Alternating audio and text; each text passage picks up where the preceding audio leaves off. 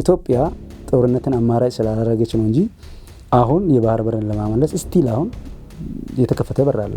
ለምሳሌ ምስጥረ ስላሴ የምታነሳው ከፌስቡክ እና ከቲክቶክ ላይ ለቃቅማ ነው የምትመጣው። ፕራግማቲክ ስትሆን ስራ ላይ እንጂ ወሬ ላይ አታተኩር። ስራንም ወሬንም አብሮ ማስኬድ አይቻልም ወይ? ይሄን ይቻላል። ይሄንን ይቀርፋል ብዬ አስባለሁ።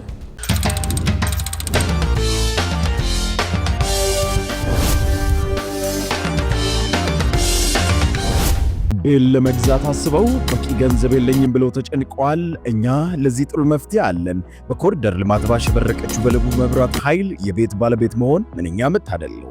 ከስቱዲዮ 57 ካሬ እስከ ባለ 4 መኝታ 295 ካሬ እንዲሁም በሱቅ አማራጭ ከ26 ካሬ እስከ 143 ካሬ ድረስ በ10% ቅድመ ክፍያ ቀሪውን 30% ቤቱን እስኪረከቡ ቀስ እያሉ ይከፍላሉ።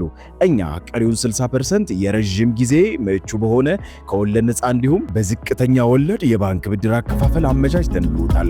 ግንባታቸው 85% አሊያም ከ30% እስከ 50% የደረሱ ቤቶችን እኛ እንደርሶ ፍላጎት ልናስተናግዶ በካሬ እስከ 7000 ብር ወይንም ከ1.5 ሚሊዮን እስከ 4 ሚሊዮን ብር ቅናሽ አድርገን እየጠበቅኖት ነው። ለበለጠ መረጃ ስክሪኑ ላይ ባለው ስልክ ይደውሉልን። ዲኤምሲ ሪል ስቴት፣ ደስታው እዚህ ይጀምራል።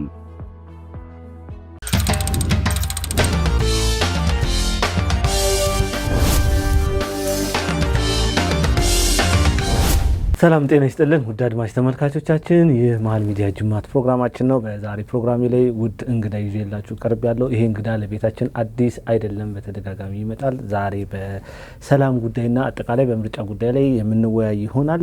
ከሱ ጋር ጥሩ ቆይታ እናደርጋለን። አብራችሁን ሁኑ።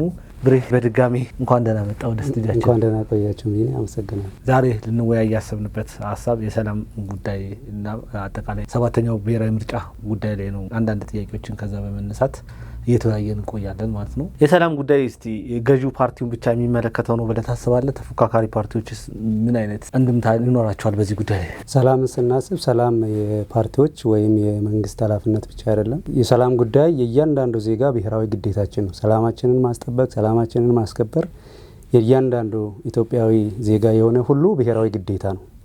ከዚህ አንጻር ምናልባት ለመንግስት የምንሰጣቸው ድርሻዎች ይኖራሉ። መንግስት እንደመሆኑ መጠን የህግ በላይነትን ማስከበር አለበት። የህግ በላይነት ተጥሶ ሲገኝ ያንን ወደ ቦታው የመመለስ ግዴታ አለበት። ለምሳሌ በየቦታው የሚነሱ ሁከቶችን የማረጋጋት የማስከበር ጉዳይ አለበት። እያንዳንዱ ዜጋም ከዛ ከመንግስት ጋር ተባብሮ ሰላሙን የመጠበቅ ግዴታ አለበት። ከተፎካካሪ ፓርቲዎች ጋር ስንመለከት ተፎካካሪ ፓርቲዎች ቀጣይ ምርጫውን ካሸነፉ የመንግስት የመሆን እድላቸው ሰፊ ስለሆነ ያንን መሰረት በማድረግ ተፎካካሪ ፓርቲዎችም የሰላሙ ተሳታፊ መሆን አለባቸው። ለምሳሌ መንግስት የሰላም አማራጮችን ሲሰጥ እነሱም ደጋፊዎቻችንም ወይም ደግሞ በየጫካ ያሉትን ወንድሞቻችንን የሰላሙን ጥሪ እንዲቀበሉ የማድረግ ሰላም ታውቆ ሲገኝ ደግሞ እነዛን ኃይላት የማውገስ ኃላፊነትም አለባቸው ብዬ ነው የማስበው። ጠቅለል ስናደርገው ሰላም ለአንድ ወገን ብቻ የምንሰጠው ሳይሆን የእያንዳንዱ ኢትዮጵያዊ ብሔራዊ ግዴታ ነው ብዬ ነው የማስበው። እውነት ነው። እያንዳንዱ ማህበረሰብ በሰላም ላይ መስራት ይገባዋል። ከዛ በተጨማሪ ግን ማህበረሰቡ መንግስትን የመረጠው በእያንዳንዱ ቦታ ላይ ሰላምን አግኝቶ ወደፊት የተሻለ ነገር ሀገሪቷም ከፍ ወዳለ ደረጃ እንድትደርስ ነው። ምክንያቱም ሰላምን ካላሳፈንን ደግሞ እያንዳንዱ ቦታ ላይ የሚሰሩ ስራዎች ውጤታማ የመሆን እድላቸው ዝቅተኛ ነው እየሆነ ያለውና ከዚህ አንጻር መንግስት ላለፉት 7 ዓመታት ሰላም ላይ የሰራው ስራ በቂ ነው ብለህ ታስባለህ? በዚህ አማራጭ በበዛበት የሪል ስቴት ገበያ የእርሶ መስፈርት ምንድን ነው? እኛም የብዙዎች ተቀዳሚ መስፈርት በሆነው እንግሊዝ ኤምባሲ ተገኝተናል። ሰመር ሪል ስቴት ሴቶች አደባባይ በሰራው ታላቅ ስራ ብዙዎች ምርጫቸው አድርገውናል። በቀጣይ በርካታ ኤምባሲዎች በሚገኙበት የዲፕሎማት መንደር በሆነችው እንግሊዝ ኤምባሲ አቅራቢያ በእናንተ በደንበኞቹ ጥያቄ መሰረት ለሽያጭ ያቀረብናቸውን አፓርትመንቶች ሽያጭ ልናጠናቅቅ ጥቂት ቤቶች ብቻ ቀርተውናል። ታዲያ ከባለ 2 እስከ ባለ 4 መኝታ ቤቶችን ለሽያጭ ያቀረብን ሲሆን እስከ 37% በሚደርስ ልዩ ቅናሽም እየሸጥን እንገኛለን። ቀስ ብሎ መክፈል ለሚፈልጉ ደግሞ በካሬ 88000 ብር እንዲሁም 10% ቅድመ ክፍያ በግንባታ ሂደት የሚከፍሉ ይሆናል። በተጨማሪም 50% የባንክ ብድር አዘጋጅተንላችኋል። ያስተውሉ፣ ይህ ቅናሽ የሚያገለግለው ቀድመው ለሚመጡ 10 ደንበኞች ብቻ ስለሆነ ፈጥነው በ0904 177888 አሊያም በ0904 24 4888 ላይ ይደውሉ። መንግስት እኔ እንደራሴ በበቂ ሰርቷል ብዬ ነው የማስበው። ምክንያቱም የተነሱ ጥያቄዎች ይኖራሉ። ወጣቶች በተለያዩ በተሳሳተ ስሜት ተነሳስቶ ወዳልተፈለገ ሁኔታ ገብቶ ሊሆን ይችላል። ኢትዮጵያ አሁን ላለችበት ውጥንቅጥ የዳረጋት የሰሜኑ ጦርነት ነው እንደምታስታውሰው። ያም ደግሞ የተነሳው በፖለቲካ እልህተኝነት የተነሳ ነው። ያንን ነገር መንግስት በመጀመሪያ የተቃጠበትን የኃይል እርምጃ መመከት ችሏል። ቀጥሎ ደግሞ ያንን ካረጋጋ በኋላ አማራጭ መፍትሄ ለማግኘት ወይም ደግሞ ዘላቂ ሰላም ማረጋገጥ የሚቻለው በጠመንጃ ሳይሆን በሰላም አማራጭ መሆኑን በመረዳት ፕሪቶሪያ ድረስ ሄዶ የከፈለውን ዋጋ እናንተም ታውቃላችሁ። ለህዝብ ስል ለህዝብ ከማሰብ ለዘላቂ ሰላም በሚል ያንን ውይይቱን ሰላማዊ ውይይትና ሰላማዊ ድርድር አድርጎ አሁን መምጣት የቻለው ሰላም መጥቷል። በመቀጠል ያንን የፕሪቶሪያ ስምምነት ደግሞ የተቃወሙ በዛ ያልተደሰቱ ኃይሎች ደግሞ እንደገና ወደ ጫካ ያመሩበት ሁኔታ አለ። እሱንም መንግስት በወደ ሰፊነት እንደዳደረ እስካሁን የጠፋው ጥፋት ጠፍቷል፣ ከአሁን በኋላ መደገም የለበትም በሚል ሳቤ የሰላም ጥሪዎችን አድርጎ ከተለያዩ ከኦሮሚያም ከአማራ ክልልም ይኸው የሰላም ጥሪን ተቀብሎ የገቡ ወጣቶች አሉ፣ ወይም ደግሞ አምፀው ወደ ጫካ ያመሩ ወጣቶች ተመልሷል። ያንን እድል ያልተጠቀሙ ወጣቶችም አሁን ጭርስ ጫካ ያሉ አሉ። ግን ነባራዊ ሁኔታውን ስናይ ከለውጡን ያልፈለጉ ኃይላት ከውስጥም ከውጭም ያንን ነገር ድጋፍ አድርጎ ሀገሪቷን ወደ አልተፈለገ ቀውስ ለመውሰድ ሞክረዋል። ግን መንግስት በኃይል በላይነትም በዲፕሎማሲም እንደገና በወደ ሰፊነትም አሁን ያለውን ሰላም ማምጣት ችሏል ማለት ነው። ፋኖ፣ ሸኔ፣ ህወሓት የምንላቸው ድርጅቶች የራሳቸው ጥያቄዎች አላቸው። ተገቢ ነው ተገቢ አይደለም የሚለውን ነገር እንያዘውና ማለት ነው። መንግስት ይህንን ከመፍታት አንጻር የሰራው ስራ አለ ወይ ነው አሁን በግልጽነት መነገር ያለበት ጉዳይ። ሰላምን ከመስራት አንጻር ምን ነገር አድርጓል? መንግስት በዋነኝነት 3 ነገሮችን አድርጓል። የመጀመሪያው ነገር መንግስት እንደመሆኑ መጠን የህግ የበላይነትን የማስከበር ግዴታ አለበት። ህገ መንግስታዊ ስርዓቱን የማስከበር ግዴታ አለበት። ህግ የበላይነት ሲባል ምን ማለት ነው? የህግ የበላይነት ማለት በህዝብ የተመረጠ መንግስት ነው ያለው። አሁን ያለው ጤና ተቋማት፣ የጤና ኬላዎች፣ የጤና ተቋማት፣ የመንግስት መስሪያ ቤቶች፣ የግለሰብ ንብረቶች ሲወድሙ ማየት የለበትም። ያንን የማስከበር ግዴታ አለበት። 5 ዓመት ተመርጧል። ለ5 ዓመት ይሄ መንግስት ነው፣ ህዝብ የመረጠ ነው። የህዝብ ይሁንታ ያገኘ መንግስት እስከሆነ ድረስ የህዝቡን ደህንነት የተቋማትን ደህንነት የመጠበቅ ኃላፊነት አለበት። ከዛ በመቀጠል ያንን በሚጠብቅበት ጊዜ ህግ ጥሰት ሲፈጸም መንግስት እርምጃ ይወስዳል። ይሄ ምንም ግልጽ ነው በየትኛውም ዓለም ማለት ነው። በዛም አልተወም መንግስት። በሶስተኛ አማራጭ ደግሞ እነዚህ ወጣቶች ጠመንጃ ያነሱበት ኮዙ በምንም ይሁን ወደ ጠመንጃ አንስቶ ወደ ጫካ የገቡትን ወጣቶች ደግሞ እንወያይ፣ ስለ ሀገራችን ሰላም የጋራ እናርግ እንወያይ በሚል የሰላም ጥሪ ያደርጉላቸው ወደ በሰላም ጥሪ ተቀብለው እየገቡ ነው ከጫካ። በሶስተኛነት ደረጃ ደግሞ የብሔራዊ ኮሚሽን የእርቅ ኮሚሽን የሚባል ብሔራዊ ምክክር ኮሚሽን ተቋቁሟል። የሀሳብ ልዩነት ካለ ህወሓትም ጠመንጃ ያነሳበት ኬዝ በብሔራዊ እርቅ ኮሚሽኑ ማንሳት ይችላል። ፋኖም እንደዛው፣ ሸኔም በዛው መንገድ ሀሳቡን ማንሳት ይችላል። ከዛ የእርቅ ኮሚሽኑ ውጤቱ ምንም ይሁን ምን መንግስት ይህንን እስካመቻቸ ድረስ ከፖለቲካ ፓርቲዎች ጨምሮ ወጣት ጠመንጃ ያነሱ ወጣቶች ሙሉ በሙሉ በዚህ ማዕቀፍ ውስጥ ተካቶ የሀገራቸውን ሰላም የማስፈን ውስጥ የራሳቸውን ድርሻ መወጣት ግዴታ አለባቸው። ያንን ነገር ማድረግ አለበት። ስለዚህ መንግስት 3 አማራጭ ሰጥቷል። ከዚህ ያለፈ ነገር ከመጣ ግን የኃይል በላይነቱንም ወስዶ ወርድ ልወያይ ካለ ለህዝብና ለሀገር በማሰብ እንደገና የብሔራዊ እርቅ ኮሚሽኑንም በዚህ ሀሳባችሁን ግለጹ፣ ልዩነቶችን እንፍታ ብሎ ካቀረበ በላይ ድጋሜ ወደ ሌላ አላስፈላጊ እንትን ውስጥ የሚገባ ከሆነ ሀገርን ለማፍረስ ያቀደ ኃይል ስለሆነ በዚህ ላይ መንግስት የህግ የበላይነትን የማስከበር ያለ አማራጭ የመውሰድ ግዴታ አለ። ኦኬ፣ የህግ የበላይነት በኃይል መከበር አለበት ስንል መንግስት አስቀድሞ 3 ነገሮችን አስቀምጠዋል። በብሔራዊ እርቅ ኮሚሽን፣ የሰላም ድርድሮችን፣ ሁሉ እነዚህን መንገዶች ሄደዋል። ግን ስቲል ሰላም አልመጣም። እንደዛ ማለት አንችልም። አንጻራዊ ነው ሰላም። እስቲ ምንድን ነው ሰላም? አንጻራዊ ነው። ሰላም አንጻራዊ ነው ስል እይታችን ይወስናል። አሁን ኢትዮጵያ 2014 ባለችበት ሁኔታ ላይ አይደለችም። አብዛኛውን ጊዜ መንግስት በራሱ እጅ አስገብቶ ተቆጣጥሯል፣ አብዛኛውን ቦታ ማለት ነው። ስለዚህ ሰላም የለም ልንል አንችልም። ሰላም የለም ብንልማ አሁን የምናየውን የስንዴ ምርት በየቦታው የሚመረቱትን ስንዴ እንኳን በአመት ሁለት የምናመርትበት በየቦታው የመስኖ ግድቦች እያንዳንዱ በቀበሌ በወረዳ ደረጃ የሚሰሩ ስራዎች ባልኖሩ ነበረ። በየመንገዱ በየቦታው የተሰሩ የቱሪዝም መዳረሻዎች ባልተስፋፉ ነበረ። ትልልቅ ሀገራዊ ሜጋ ፕሮጀክቶች ባልተሰሩ ነበር። ሰላም የለም ብንል ግን ሰላም እንዳልኩ አንጻራዊ ነው። መንግስት አሁን ያሉት እነዚህ የሽምቅ ውጊያዎች ከሚሄድበት ወይም ደግሞ መጓዝ ካለበት እቅዱ አላስተናከሉትም። ነገር ግን አሁንም ድረስ አንዳንድ አካባቢዎች ላይ የዜጎች የመታፈን አንድ ነገሮች ይኖራሉ። እነዛን ነገሮች ደግሞ መፍታት የምንችለው ህዝቡ አንድ ሲሆን፣ በዛ አካባቢ ላይ የዛ ችግር ሰለባ የሆነ ማህበረሰብ ተባባሪ ሲሆን፣ የሰላም ተባባሪ ሲሆን ችግሩ ሙሉ ለሙሉ መቅረፍ እንችላለን። ግን ያ ማለት አሁንም አንዳንድ ችግሮች የሉም ማለት አንችልም። ግን መንግስትን ቻሌንጅ በሚያደርግ ሌቭል አይደለም ያለው። የመንግስትን ልማት በሚያደናቅፍ ወይም ደግሞ ሀገሪቷን ወደ ኋላ በሚጎትት ልክ አይደለም፣ በበፊቱ ልክ አይደለም። ያም ሆነ ግን ሰላም አስፈላጊ እስከሆነ ድረስ ሙሉ ለሙሉ ህዝባችን ከጭንቀት ተገላግሎ ሙሉ ለሙሉ የሰላም አየርን የሚተነፍስበት ጊዜ ይመጣል ብዬ አስባለሁ። እሱም ላይም እየሰራ ነው መንግስት። ለመንግስት አስቸጋሪ በሆነበት ደረጃ አይደለም ያለው የሰላም ጉዳይ እያልከኝ ያለው። መንግስት ደግሞ የሆነ ስራዎችን በየክልሉ መስራት ስፈልግ ወታደር አስቸግሬ ነው እየሰራው ያለው እያለ ነው። መንግስት እንደዚህ እያለ ሰላም ነው ልንል እንችላለን ወይ? እነዚህ ኃይላት ለምንድነው ወደ ሰላም መምጣት ያቃታቸው? ፕሮፐርሊ መንግስት የሚገባውን ነገር አቅርቦላቸው ነው ወይስ ሳያቀርብ ቀርቶ ነው? እንዳልኩ ነው። በሰላምም በተመለከተ እኔ አሁን ለኔ አዲስ ነው። በየቦታው መከላከያ አሰማርቼ ነው ልማትም አለማው የሚለው ነገር እኔ እስከማውቀው ድረስ እንደዚህ አይነት ችግሮች በዚህ ሌቭል እንደዚህ አይነት ችግር አልተከሰተም። በተለይ አማራ ክልል ላይ እንደዚህ አይነት ችግሮች አሉ። አሁን ለምሳሌ የትኛው ፕሮጀክት መንግስት ማልማት ተቸግሮ በመከላከያ እያለማ ያለው?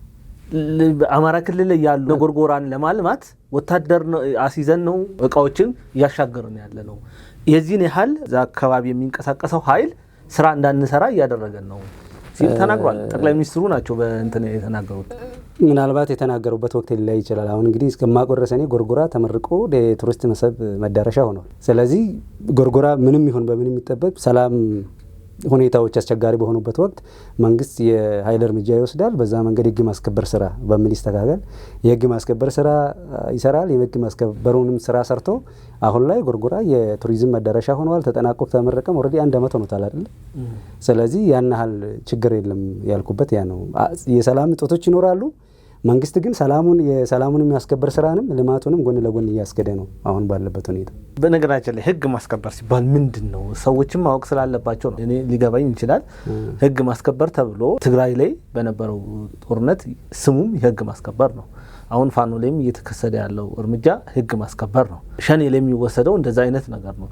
መንግስትን የሚቃወም በሙሉ ላይ የሚወሰድ እርምጃ የህግ ማስከበር እርምጃ ነው ልንል የምንችለው። ህግ ማስከበር ማለት ከቃሉ እንደምንረዳው የህግ ጥሰት ተፈጽሟል ማለት ነው። የህግ ጥሰት በምን ሁኔታዎች ነው የሚፈጸሙት?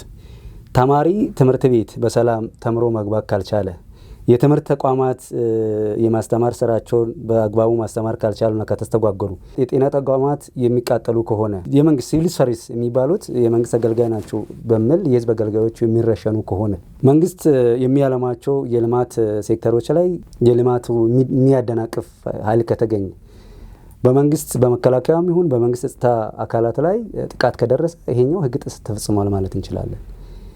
መንግስትን መቃወም ይቻላል።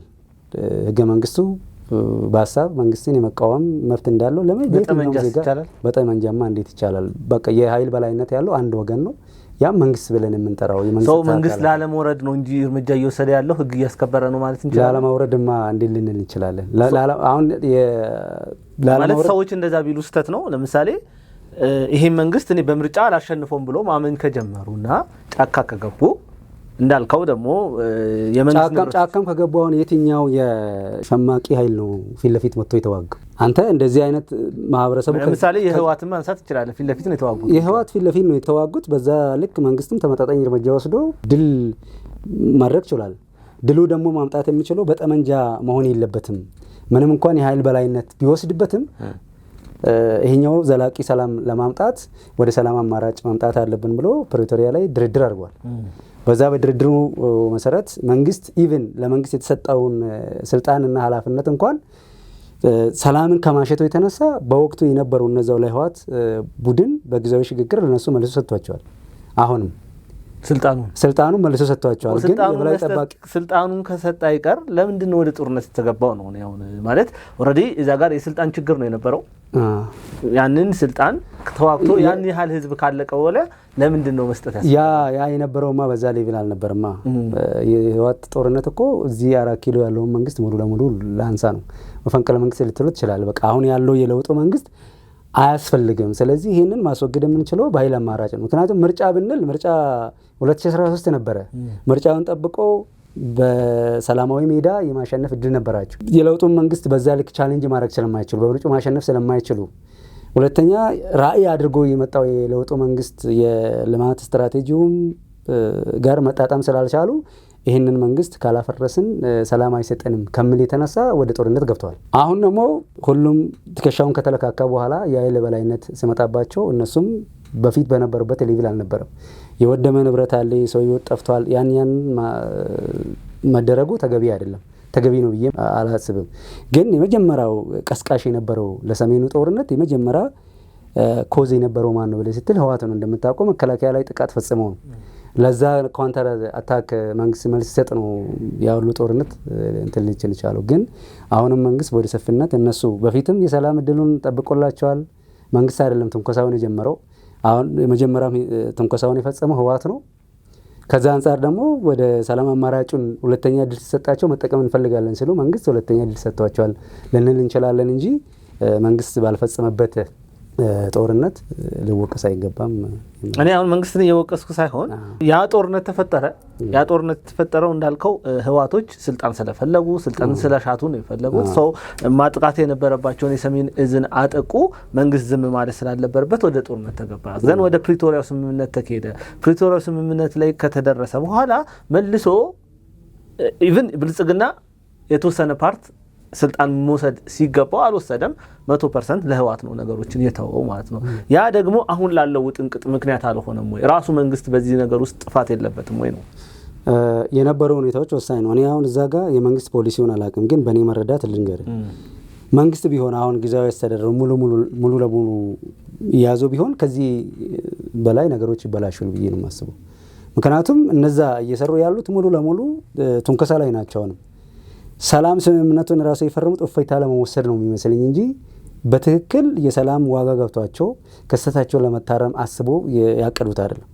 መንግስትም ያ እንደዛ አይነት ውጥንቅጥ ወይም ደግሞ ውዝግብ ውስጥ መግባት ስላልፈለገ ህግ ጥሰቶች በሚፈጸሙበት ጊዜ ከዛ ከክልሉ ሰላምና ጸጥታ በላይ ከሆነ መንግስት ጣልቃ ገብቶ አሁንም ሰላሙን የማስከበር ኃላፊነት አለ። ይህንን ያደርጋል። ነገር ግን በየትኛውም ዓለም በዚህ ዓለም ኢቭን በብልጽግና ርዕዮተ ዓለም ክልሎች የራሳቸውን እድል በራሳቸው መወሰን አለባቸው ብሎ ያምናል። ይሄ ብቻ አይደለም። እህትማማቾች ፓርቲ ተብሎ ተገፍተው የነበሩ ኢቭን ኢህአዴግ ውስጥ የነበሩትን ሙሉ ለሙሉ ስልጣን ተሰጥቷቸው ዛሬ እና አቶ አደንፋረን እንግዲህ የፓርቲ ምክትል ሊቀመንበር እስከ መሆን ድረስ የደረሱበት ሁኔታ አለ። ስለዚህ አሁንም የትግራይንም ሁኔታ በዛ ልክ ነው የሚያው ከወያት አንጻር ሳይሆን ትግራይን የሚመለከተው ከህዝብ አንጻር ነው።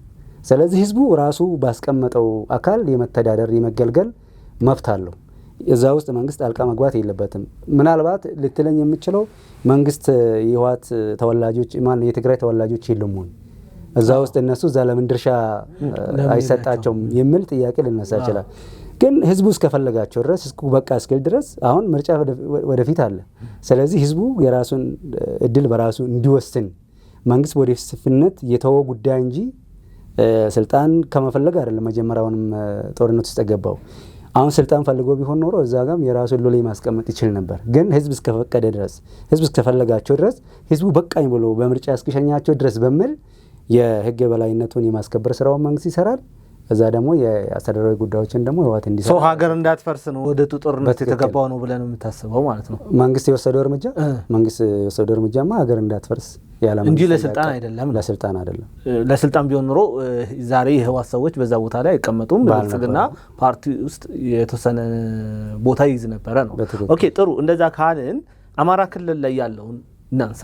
የፋኖ እንቅስቃሴ ማለት ነው። የፋኖ እንቅስቃሴን ስንመለከት በትክክል በዚህ መንግስት አልወከልም፣ ይሄ መንግስት እየበደለኝ ነው የሚል ሀሳብ አለው። መንግስት ደግሞ የለም ለአማራ ክልል እየሰራው ነው አልበደልኩኝም እያለ ነው። ምንድነው ያንተ እይታ እዚህ ላይ? መንግስት አይወክልኝም ብሎ ኖሮማ መጀመሪያው ነው በሰሜኑ ጦርነት ጋር አጋዥ ሆኖ ባልተባበሩ ነበር። ታዲያ ምንድነው ለዚህ ጦርነት ያመጣቸው? አሁን ጫካ ገባ ብለን የምናስባቸው ወጣቶች በዛን ወቅት ከመንግስት ጋር ተሰልፈው ሀገር እንዳትፈርስ ዋጋ ከፍሏል። በመሃል በተሳሳቱ እይታዎች ከውስጥም ባሉ አካላት ምንድነው እነዛ የተሳሳቱ እይታዎች? የተሳሳቱ እይታዎች ስል ለምሳሌ መጀመሪያ ኮዙ የልዩ ኃይል መበተን አለበት እንደዚህ የሚባል ነገር አለ። እነዛን ነገሮች በተሳሳተ መንገድ ወጣቶችን ሰብስበው ማወያየት ሲገባቸው ደብዳቤው ቀድሞ ወጣ።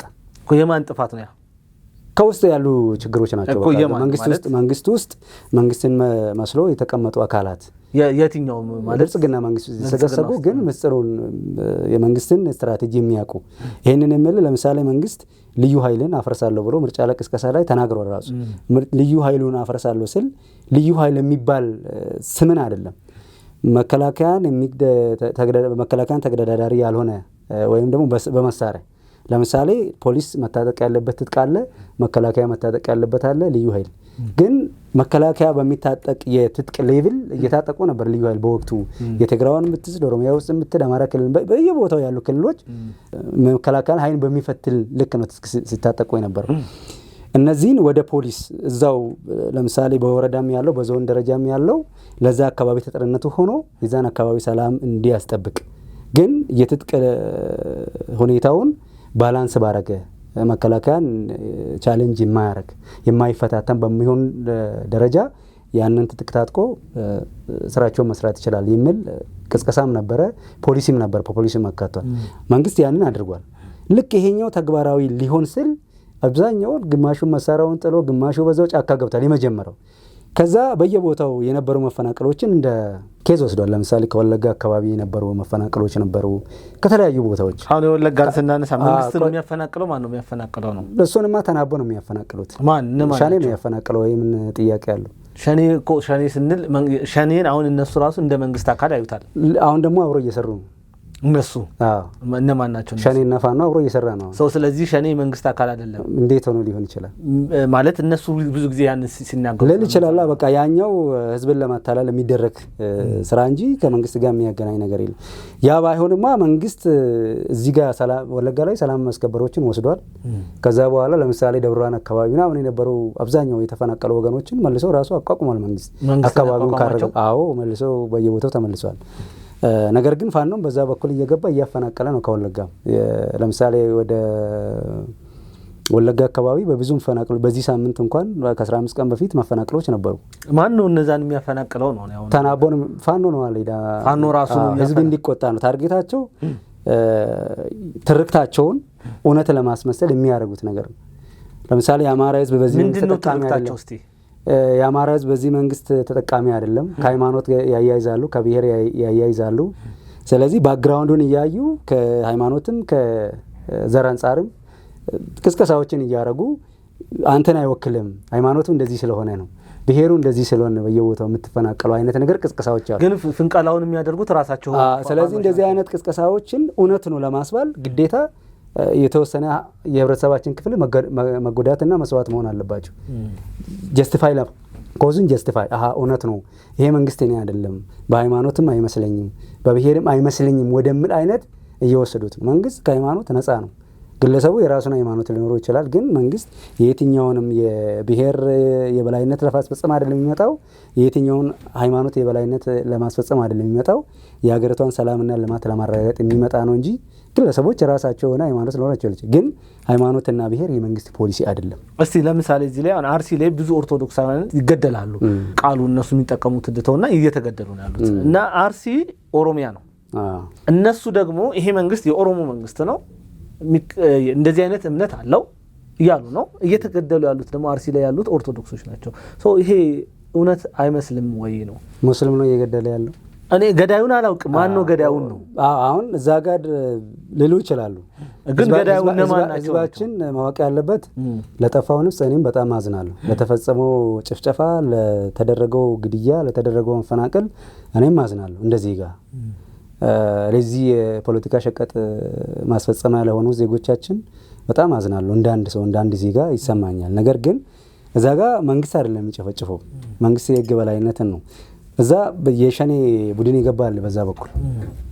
ልክ አንተ ህዝቡ ላይ ጉዳት ሲደርስ ለምሳሌ ጀዋር ለመጀመሪያ ጊዜ የተቃወመው የአርሲውን አሁን ሶስተኛ ዙር ነው እስከማውቀው ድረስ። አሁን በቅርብ ጊዜ ወገኖቻችን ላይ እንደዚህ አይነት ነገር ደርሷል ብሎ ለመጀመሪያ ጊዜ የተቃወመው እሱ ነው። እሱ አገር ውስጥ በነበረበት ግን በሱ ስም አርሲ ላይ ወደ ባሌ ወደ ሻሸመኔ መዓት ክርስቲያኖች በብሔር በሃይማኖት ተለይቶ ተጨፍጭፈዋል። ያን ግን ምንም አላለም። 3 ቀን በቆየው ጭፍጨፋ ውስጥ አቁሙ ማለት ይችል ነበር። ለምሳሌ ተከበብኩ ባለበት ጊዜ አቁሙ፣ ይሄ ነገር የብሔር አይደለም፣ ይሄ ነገር የሃይማኖት አይደለም ብሎ አላለም። ጉዳዩ የመንግስት ስም ማጠልሸት ሀገሪቷን የጦር ቀጠና ለማድረግ የታለመ ስለሆነ አንድ ነገር አልተናገርም። አሁንም ህዝባችን ማወቅ ያለበት እዛ አካባቢ እነዚህ ወገኖች ላይ እያደረሰ ያለው ግድያውን እያደረገ ያለው ኃይል ሃይማኖቱ ምንድነው? ሃይማኖቱ ይታወቃል። በዛ ልክ ነው መገለጽ ያለበት እንጂ ዝም ብለን የሃይማኖት ጦርነት የለም ሀገሪቷ ውስጥ እስከምናውቀው ድረስ። ግን በተደጋጋሚ ኦርቶዶክሳውያን ይገደላሉ። ጥቃት ለሚያደርግ ይችላል ለፖለቲካ ትርፍ የተደረገ ነው። ይሄንን ማናበብ እዚህ በሰላም ለምንድን ነው ይሄንን አይደንቲፋይ ማድረግ ያቃተው? መንግስትማ አይደንቲፋይ አድርጎ እኮ እርምጃ እየወሰደ ነው። መንግስት እኮ ሸኔ ነው ብሎ ፈርጆ እርምጃ እየወሰደ ነው እዛ አካባቢ ላይ። ግን በእርግጥ ሸኔ ነው በትክክል ሌላ ማን ሊሆን ይችላል? አይ ዶንት ኖ ምልህ መረጃው ካለህ ነው። መረጃው እዚህ መረጃውን እስካልን ድረስ ሸኔ ታጣቂዎች በዛ በኩል ገብቷል። እነሱ ናቸው የእርምጃውን እየወሰዱ ያለው። ኦኬ ሸኔና ፋኖ ደግሞ አብሮ በጋራ እየሰሩ ነው ብለኸኛል ቅድም ማለት ነው። እነዚህ ኦርቶዶክስ ሲገደሉ ፋኖም ራሱ እየገደለ ነው ማለት እንችላለን። ምናልባት ከፖለቲካ ጥቅም አንጻርማ ስንመለከት ፋኖ ራሱ መወክላለሁ የሚለው ኃይል አለ። ለምሳሌ ከኦሮሚያ ሸኔ አማራን ካፈናቀለ ፋኖ ደግሞ ከሆነ ቦታ ሄድና ኦሮሞን ያፈናቅላል። መናበብ ማለት ይሄ ነው። ፋኖ አማራን ካፈናቀለ ችግር ነው። ግን አማራ ክልል ላይ እያደረሰ ያለው ውድመት አይደለም። ብር ይሰበስባሉ፣ ጤፍ ይሰበስባሉ፣ ይዘርፋሉ። የማያደርጉት ነገር የለም። ልክ ሸኔና ፋኖ በምንም አትለያቸው በተግባራቸው። ግን በመናበብ ረገድ መንግስት ላይ ጫና ማድረግ ስለሆነ ስራቸው ወይም ተልኳቸው ያንን ነገር የማይመስላቸው ብሔር ላይ እርምጃ እየወሰዱ ለምሳሌ ወደ ወለጋ አሁን በቅርቡ የተደረገው መኪና እያቃጠሉ ይኸው እንደዚህ ያደረግን ሸኔ በቃ ኦሮምኛ የሚናገር ከተገኘ ሸኔ ምን እያሉ ነው። ግን አብሮ ተናቦ ነው የሚሰሩት። እርስ በርስ ሲዋጉ አይተታቃል። ለምሳሌ አንተ በደራ በኩልም ፋኖ አለ፣ ሸኔ አለ። በዛ በኩልም በጎጃም በዚህ በቡሬ አካባቢ ይገናኛሉ። እዛ አካባቢ መፈናቀሎች አሉ። ፋኖ ሄዶ ኦሮሞን ያፈናቅላል፣ እንደገና ደግሞ ሸኔ ሄዶ ያፈናቅላል። ግን ፋኖና ሸኔ እዚህ ቦታ ላይ ተዋግቷል የሚል ዜና ሰምተህ ታውቃለህ? እርስ በርሳቸው አይዋጉም። በቃ ሰው ግን መንግስት ፋኖንም ሸኔንም ልክ እንደ ህዋት ላይ እንደወሰደው አይነት እርምጃ ወስዶ ማጥፋት ለምን ከበደው? ወይንስ ፋኖና ሸኔ ከህዋት የተሻሉ አቅም ስላላቸው ነው? እነዚህ ጥያቄዎች ሲነሱ ነበረ። ለምሳሌ አማራ ክልል የፋኖ እንቅስቃሴ ባልነበረበት ሁኔታ ከአመራር ጨምሮ የአማራ አክቲቪስቶች፣ የአማራ ልቃን፣ የአማራ ፖለቲከኞች እና ህዝቡን ጨምሮ መንግስቱን ብሎ ነው እንጂ ህዝባችንን ለማፈናቀል ነው እንጂ ሸኔን የሚጠቀምበት ለምንድን ነው ማጽዳት ያልቻለ የሚል ጥያቄ ሲነሳ ነበር። በተመሳሳይ አማራ ክልልም እንደዚህ የአፈንጋጭ ቡድን ሲገኝ ተመሳሳይ ነገር ነው የሆነው። ምክንያቱም እነዚህ ሸማቂ ኃይል በሽምቅ ነው የሚዋጋው፣ ፊት ለፊት አይወጣም፣ ህዝብን ነው የሚያሰቃየው። ስለዚህ ፊት ለፊት ወጥቶ በህዋት ሌቭል ወጥቶ የሚዋጋን ኃይል ያህል እርምጃ ትወስዳል። ህዝብ ውስጥ ነው የገባው። ቀን ቀን ሲቪል ነው፣ ማታ ማታ ደግሞ ሸማቂ ኃይል ነው። ህዝብን ያፈናቅላል፣ የልማት ተቋማትን ያወድማል፣ ይዘርፋል። የህዝብ ይሁንታ ከመንግስት ጋር በአግባቡ ተሰልፈው ህዝብ ለአንድና ለመጨረሻ ጊዜ ራሱን መስዋዕት አድርጎ ይህንን ስርዓት ይህንን የሰላም እጦትን እስካልተገላገለ ድረስ በሰላም በመንግስት ኃይል ብቻ የሚቀረፍ አይደለም። ጥሩ። አሁን እዚህ ጋር ፋኖ የሚሆን ሸኔ እየወሰዱት ያሉት እርምጃዎች እጅግ በጣም ከባድ እርምጃዎች ናቸው። ማህበረሰቡን እያሰቃዩ ነው። ማህበረሰቡ በሰላም ወጥቶ መግባት እያልቻለ ነው ያለበት። ከዚህ አንጻር አሁን በምርጫ ተፎካካሪ የሆኑ ፓርቲዎች መንግስትን ደካማ ጎኑን የሰላም ላይ አለመስራቱን አውጥተው ቢናገሩ ምንድነው ችግሩ? በምን ሌብል እንደዛ ሊሆን ይችላል? እነዚህ ምክንያቱም ፋኖም ሸኔም ማህበረሰብን እየገደለ ነው፣ እያጠፋ ነው። ኦልሞስት የሰላም ችግር አለ። ያንን አምጥተው አንድ እንደ መፎካከሪያ ሀሳብ እኛ ሰላምን እናመጣለን ስልጣን ብንይዝ ብለው ቢናገሩ ስህተቱ ምንድን ነው? አሁን ስህተቱ ከየት ይጀምራል መሰለህ? ቅድም ወደ ተነሳንበት መነሻ ነው የምንገባው። ሰላም የእያንዳንዱ ዜጋ ብሔራዊ ግዴታው ነው ብለን አንስተናል። የእያንዳንዱ የፓርቲ አይደለም የእያንዳንዱ ዜጋ እነዚህ የፖለቲካ ፓርቲዎች ሰላም እንዲሰፍን ምንድን ነው የሰሩት እስካሁን? እንደዚህ አይነት ቦታ ተገለዋል ምናምን ብሎ በዘር ከማልቀስ ውጪ ወይ በሃይማኖት ከማልቀስ ውጪ ይሄ ድርጊት አግባብ አይደለም ወይ ነገሩ ወደ መንግስት ከማላከ ውጪ እነዚህን ስርዓት አልበኝነትን የሚያከናውኑ የታጠቁ ኃይላትን እያደረጋችሁት ያለት እርምጃ ትክክል አይደለም። ህዝባችን እየጎዳ ነው። ህዝባችን እያፈናቀለ ነው። ህዝባችን ኢኮኖሚ እየጎዳ ነው። የሀገሪቷን ኢኮኖሚ እየጎዳ ነው። ስለዚህ ነውና በጠረጴዛ ዙሪያ እንወያይ። የጥቅል አማራጭ አይደለም። አማራጭ አድርጋችሁ አትውሰዱ። ስለዚህ የሀሳብ ፖለቲካን ተከተሉ ብሎ መቼ ነው ቅስቀሳ አድርጎ የሚያውቁት? ለምሳሌ ልንገረኝ። መንግስት አሁን ባነሳ ነው የእርቅ ኮሚሽን አለ፣ ብሔራዊ የእርቅ ኮሚሽን አለ። በዛ ማዕቀፍ ውስጥ አሁን ነፍጥ እንዲያነሱ ያደረጋቸውን ሀሳቦች እንዲያነሱና በዛ ማዕቀፍ ሀሳባቸውን እንዲያካትቱ እንዲወያዩ ምን ስራ ነው የሰራው? እነዚህ ፓርቲዎችማ ኦልሬዲ ሌላውን ስራ ባይሰሩ ለመፎካከር እኮ በሰላማዊ መንገድ ለመፎካከር መጥቷል። ጥይት አላነሱ። ምን ያላረገ ነገር አለ መንግስት? ለምሳሌ አሁን እኮ እነሱ በሀሳብ እንዲወዳደሩ ሰላም ስለሰፈነ ነው። አገሪቷ ሰላም ስለሆነች አይደለ የሀሳብ ፖለቲካን ወይም ደግሞ ሰላማዊ ትግል መንገድ እንመረጡት። ሰላምማ አንዳንድ ቦታ ላይ የለም። ለምሳሌ ፋኖ በሚያነሳው ሸንደ ስለዚህ ያንን ችግር ህዝብ ሰላም የለም።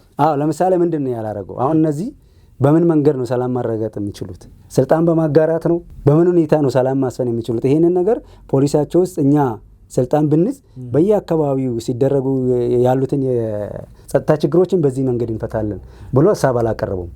እኔ አሁን እያልኩ ያለሁት ሰላም የነሱም ኃላፊነት ነው፣ ሰላምን ማስጠበቅ። ደጋፊዎቻቸው ወደ ሰላማዊ የፖለቲካ መንገድ እንዲከተሉ፣ ጫካ የገቡት ሰላማዊ የፖለቲካ መንገድ እንዲከተሉ እያደረጉ ያሉት ህዝብ ላይ የሚወስዱት እርምጃዎች ትክክል አግባብ እንዳልሆነ ማውገዝ አለባቸው። ነገ መንግስት እንሆናለን ይሄን ህዝብ እንመራለን የሚሉ ከሆነ የሀገሪቷ ኢኮኖሚ መድቀቅ የለበትም፣ የተሻለ ኢኮኖሚ እናመጣለን፣ የተሻለ የሰላም ፖሊሲ እናመጣለን ብሎ የሚሉ ከሆነ በፖሊሲ ማዕቀፋቸው ውስጥ እነዚህን ነገሮች አካተው ማውገዝ አለባቸው። እነሱ እየሰሩ ያሉት ልክ እኔ ይቅርታ አድርግልኝና ከሁሉም ከጫካ ካለውና ከተማ ያለው ያውን የፖለቲካ ፓርቲዎች ተናቦ ነው የሚሰሩት። አንድ አይነት ስራ ነው የሚሰሩት ማለት ታስባለህ? አዎ አንድ አይነት ስራ ነው የሚሰሩት። ለምሳሌ ምን አይነት ለምሳሌ ሁሌ አሁን እንግዲህ 3-4 የእንትናቸው ርዕዮተ ዓላማቸውን ወይም ደግሞ ፖሊሲያቸውን እንዲያስተዋውቅ ተደርጓል። ሁሌ ይዟት የሚመጡት ሰላም እንዲሆናል። ልክ ሰላምን ማስከበር ወይም ደግሞ ሰላምን ማስፈን ያለበት መንግስት ብቻ እንደሆነ መንግስት ሰላምን ቢያስከብር ሀሳብ የላቸውም ብለህ ታስባለህ? ሀሳብ የለባቸው። ሀሳብ ቢኖራቸው ለምሳሌ መንግስት በየቦታው ያለውን የሰላም ችግር ቢፈታ በምንም ጉዳይ ከመንግስት ጋር መወዳደር አይችሉም ብለህ ታስባለህ? ምክንያቱም አሁን አንድ ችግር አድርገው ያቀረቡ ፖሊሲ የላቸውም። እስካሁን ባለው ሁኔታ ከወቀሳ ያለፈ ምንድነው ፖሊሲ ሲያቀርብ የነበረ የትኛው ፓርቲ ነው? ለምሳሌ በጸጥታ ይሄን አደርጋለሁ፣ በእርሻ ይሄንን አደርጋለሁ፣ በትምህርት ይሄን አደርጋለሁ፣ በጤና ይሄን ከመንግስት የተሻለ ፖሊሲ አለኝ፣ በቱሪዝም ረገድ ይሄንን ፖሊሲ አለኝ፣ በማዕድን ዘርፍ በኢነርጂና ማዕድን ይሄንን አይነት ፖሊሲ አለኝ ብሎ በፖሊሲ ተከራከረ የትኛው ፓርቲ አለ? እስካሁን ባለው ሁኔታ እኮ የሀገሪቷን መንግስት ወጣቱን ለጦርነት እየማገደ ነው፣ ስለ የትኛው ወጣት ነው የሚታወሩት የሚል አይነት የጥላቻ ፖለቲካ ከመቀስቀስና በስሜት ከተሞላ ቅስቀሳ ባሻገር አንድም በእውቀት ላይ የተመሰረተ ፖሊሲ አላቀረቡ። ለምሳሌ መንግስት በክልሎችም ጭምር ከ1 እስከ 8 ያሉ ተማሪዎችን ይመግባል። አዲስ አበባ ላይ ሙሉ ለሙሉ ተግባራዊ ይሆናል። በየአመቱ ዩኒፎርም ይገዛል፣ ምሳና ቁርሳቸውን ይችላል። እነዚህ ምሳና ቁርስም ችሎ የሚያስተምርም እኮ ወጣት ነው። እነዚህ የሚማሩ ልጆች ወጣት ናቸው። ነገ በእውቀት በቴክኖሎጂ እቺ ነገር ያሻግራሉ ብሎ ስለሚያስብ መንግስት የትኛውም ተማሪ በምግብ እጦት ምክንያት ከትምህርት ገበታ መፈናቀል የለበትም በሚል ራዕይ አድርጎ ወጣቶችን ቁርስና ምሳ ችሎ ዩኒፎርምና ደብተር ችሎ እያስተማረ ነው። እነዚህ ወጣቶች በወጣት ማዕቀፍ አይታይም። ሁለተኛ ለምሳሌ አዲስ አበባ ውስጥ በየቦታው የስፖርት ማዘውተሪያዎች አሉ። በየሱስ ቤቱ የሚያሳልፍ ወጣት ዛሬ በተለያዩ ስፖርት መናፈሻዎች እያስተላለፈ ነው። ራሱን በአካል ብቃት እንቅስቃሴ እያደረገ ራሱን እየጠበቀ ነው። ከአጉል ሱሶች ራሱን እየጠበቀ ነው። ራሱን እየተከላከለ ነው። የነዚህ ሚኒ ሜዳዎች ደግሞ በየወረዳ ደረጃ ተገንብተዋል። ከክፍለ ከተማ እስከ ወረዳ እያንዳንዱ ወረዳና ክፍለ ከተማ ተገነብተዋል። እነዚህ የስፖርት ማዘውተሪያ ስፍራዎች እዛ ያንን የአካል ብቃት እንቅስቃሴ የሚያደርጉት ከዛ ልማት ፋይዳ የሚያገኙት ወጣቶች አይደሉም? እሱም ብቻ ለምን እናያለን? ወጣት በየትኛውም ቦታ ለሀገሩ ሰላም ዋጋ ይከፍላል። ይሄ ለእኔም ለአንተም አይቀርም፣ ለፖለቲካ ፓርቲዎችም ጭምር አይቀርም። እውነት ሀገራቸውን የሚወዱ ከሆነ እውነት ለሀገራቸው ልማት የሚተጉ ከሆነ ራሳቸውን መስዋዕት አድርገው ነው ህዝብን ማዳን፣ እንደ ሻማ እየቀለጡ ህዝባቸውን ወደ ተሻለ ሰላም ማምጣት ነው እንጂ ሁሌ ብሶት እያወሩ ያለ ፖሊሲና እቅድ ብሶት እያወሩ የወጣቶችን እንደው ወደ ጦርነት ግቡ እንዲህ ነው በጦርነት በኃይል አድርጉ ሊያስብል በሚችል ደረጃ ነው የጥላቻ ቅስቀሳ ሲያደርጉ ነበረው እንጂ የፖሊሲ አማራጭ እየተከተሉ አይደለም። የትኛውም ፖሊሲ አላቀረቡ። ኦኬ አሁን ስለ ብልጽግና ስለ የትኛው ወጣት ያወራል የሚል ጥያቄ ተነስቷል በዚህ በዲያሎጉ ማለት ነው። እዛ ላይ አሁን አንተ የመለስክልኝ ስለ የተማሪዎች ወጣቶች ናቸው፣ በየክፍለ ከተማው በየወረዳው የተሰሩ ስፖርት ማዘውተሪያዎች ለወጣቶች ናቸው የሚል አለ። በተቃራኒ ደግሞ አማራ ክልል ላይ ኦሮሚያ ክልል ላይ በሰላም ማጣት ምክንያት ትምህርት ቤት የማይሄዱ ወጣቶች አሉ። እነዛስ ወጣቶች አይደሉም ወይ? ስለ እነዛ ወጣቶች ምን ታስቧል? ከዛ አንፃር ይሄ ጥያቄ ምንድነው ችግሩ? ከዚህ አንፃር ማለት የሚፈልገው ሰላም መንግስት በየበሩ ሄዶ አያስከብርም። ኃላፊነት አለበት አውቃለሁ። ሙሉ ስልጣን ያለው መንግስት ነው። እዛ አካባቢ ያለው ምን እያደረገ ነው? እዛ አካባቢ ያለው ወጣት የዛን አካባቢ ወጣት የትምህርት እድሉን እየዘጋ ያለው የትምህርት ተቋማት እያቃጠለ እያወደመ ያለው እዛው አካባቢ ያለው ወጣት ነው። እነዚህ ወጣት ደግሞ በማን ነው የሚገፋፉት ስትለኝ አንደኛ እዚህም የሰላማዊ ትግልን አማራጭ አድርጎ ግን በአንድ እግራቸው እዛ ጫካ ያለው አሉ። አሁን ይሄንን የምትረዳው አሁን ሰላምን ብቻ ነው መንግስትን ታርጌት አድርጎ በሰላም ብቻ ነው እየወቀሱ ያሉ። ያ ማለት የነሱም እጅ አለበት ማለት ነው። ዜጎች መማር አለባቸው። ዜጎች ጤና ጣባ የጤና ተቋማት አገልግሎት ማግኘት አለባቸው። ስለዚህ ይሄ ነገር መደረግ የለበትም ብሎ አንድም ቀን መግለጫ ያወጣ ወይም ደግሞ ያወገዘ ፓርቲ ካለ ንገረኝ። አንድም ፓርቲ የለም። ይልቁኑ መንግስት በመበጥበጥ ውስጥ የሚያገኙት ትርፍ ስላለ ነው የሚያገኙት። የመንግስትን ስም በማጠልሸት ብቻ እናተርፋለን ብለው የሚያስቡ እንጂ አንድም የፖለቲካ ፖሊሲ የተሻለ ፖሊሲ ያላቸው ፓርቲዎች አይደሉም። ስለዚህ ይሄ ጥያቄ እንደ ጥያቄ ቀረበ እንጂ ኢቭን መንግስት ቢመልሰው ፈቃደኛ የማይሆኑበት ጥያቄ ነው ብለህ ታስባለህ? በትክክል የፖለቲካ ፓርቲዎች ለምሳሌ ስም ስፔሲፊክ ማድረግ ስለምንችል በተለይ አሁን እነ ኢህአፓ እነ መኢአድ የተባሉ ድርጅቶች ህብረት ፈጥረው እየሰሩ ነው ያሉት።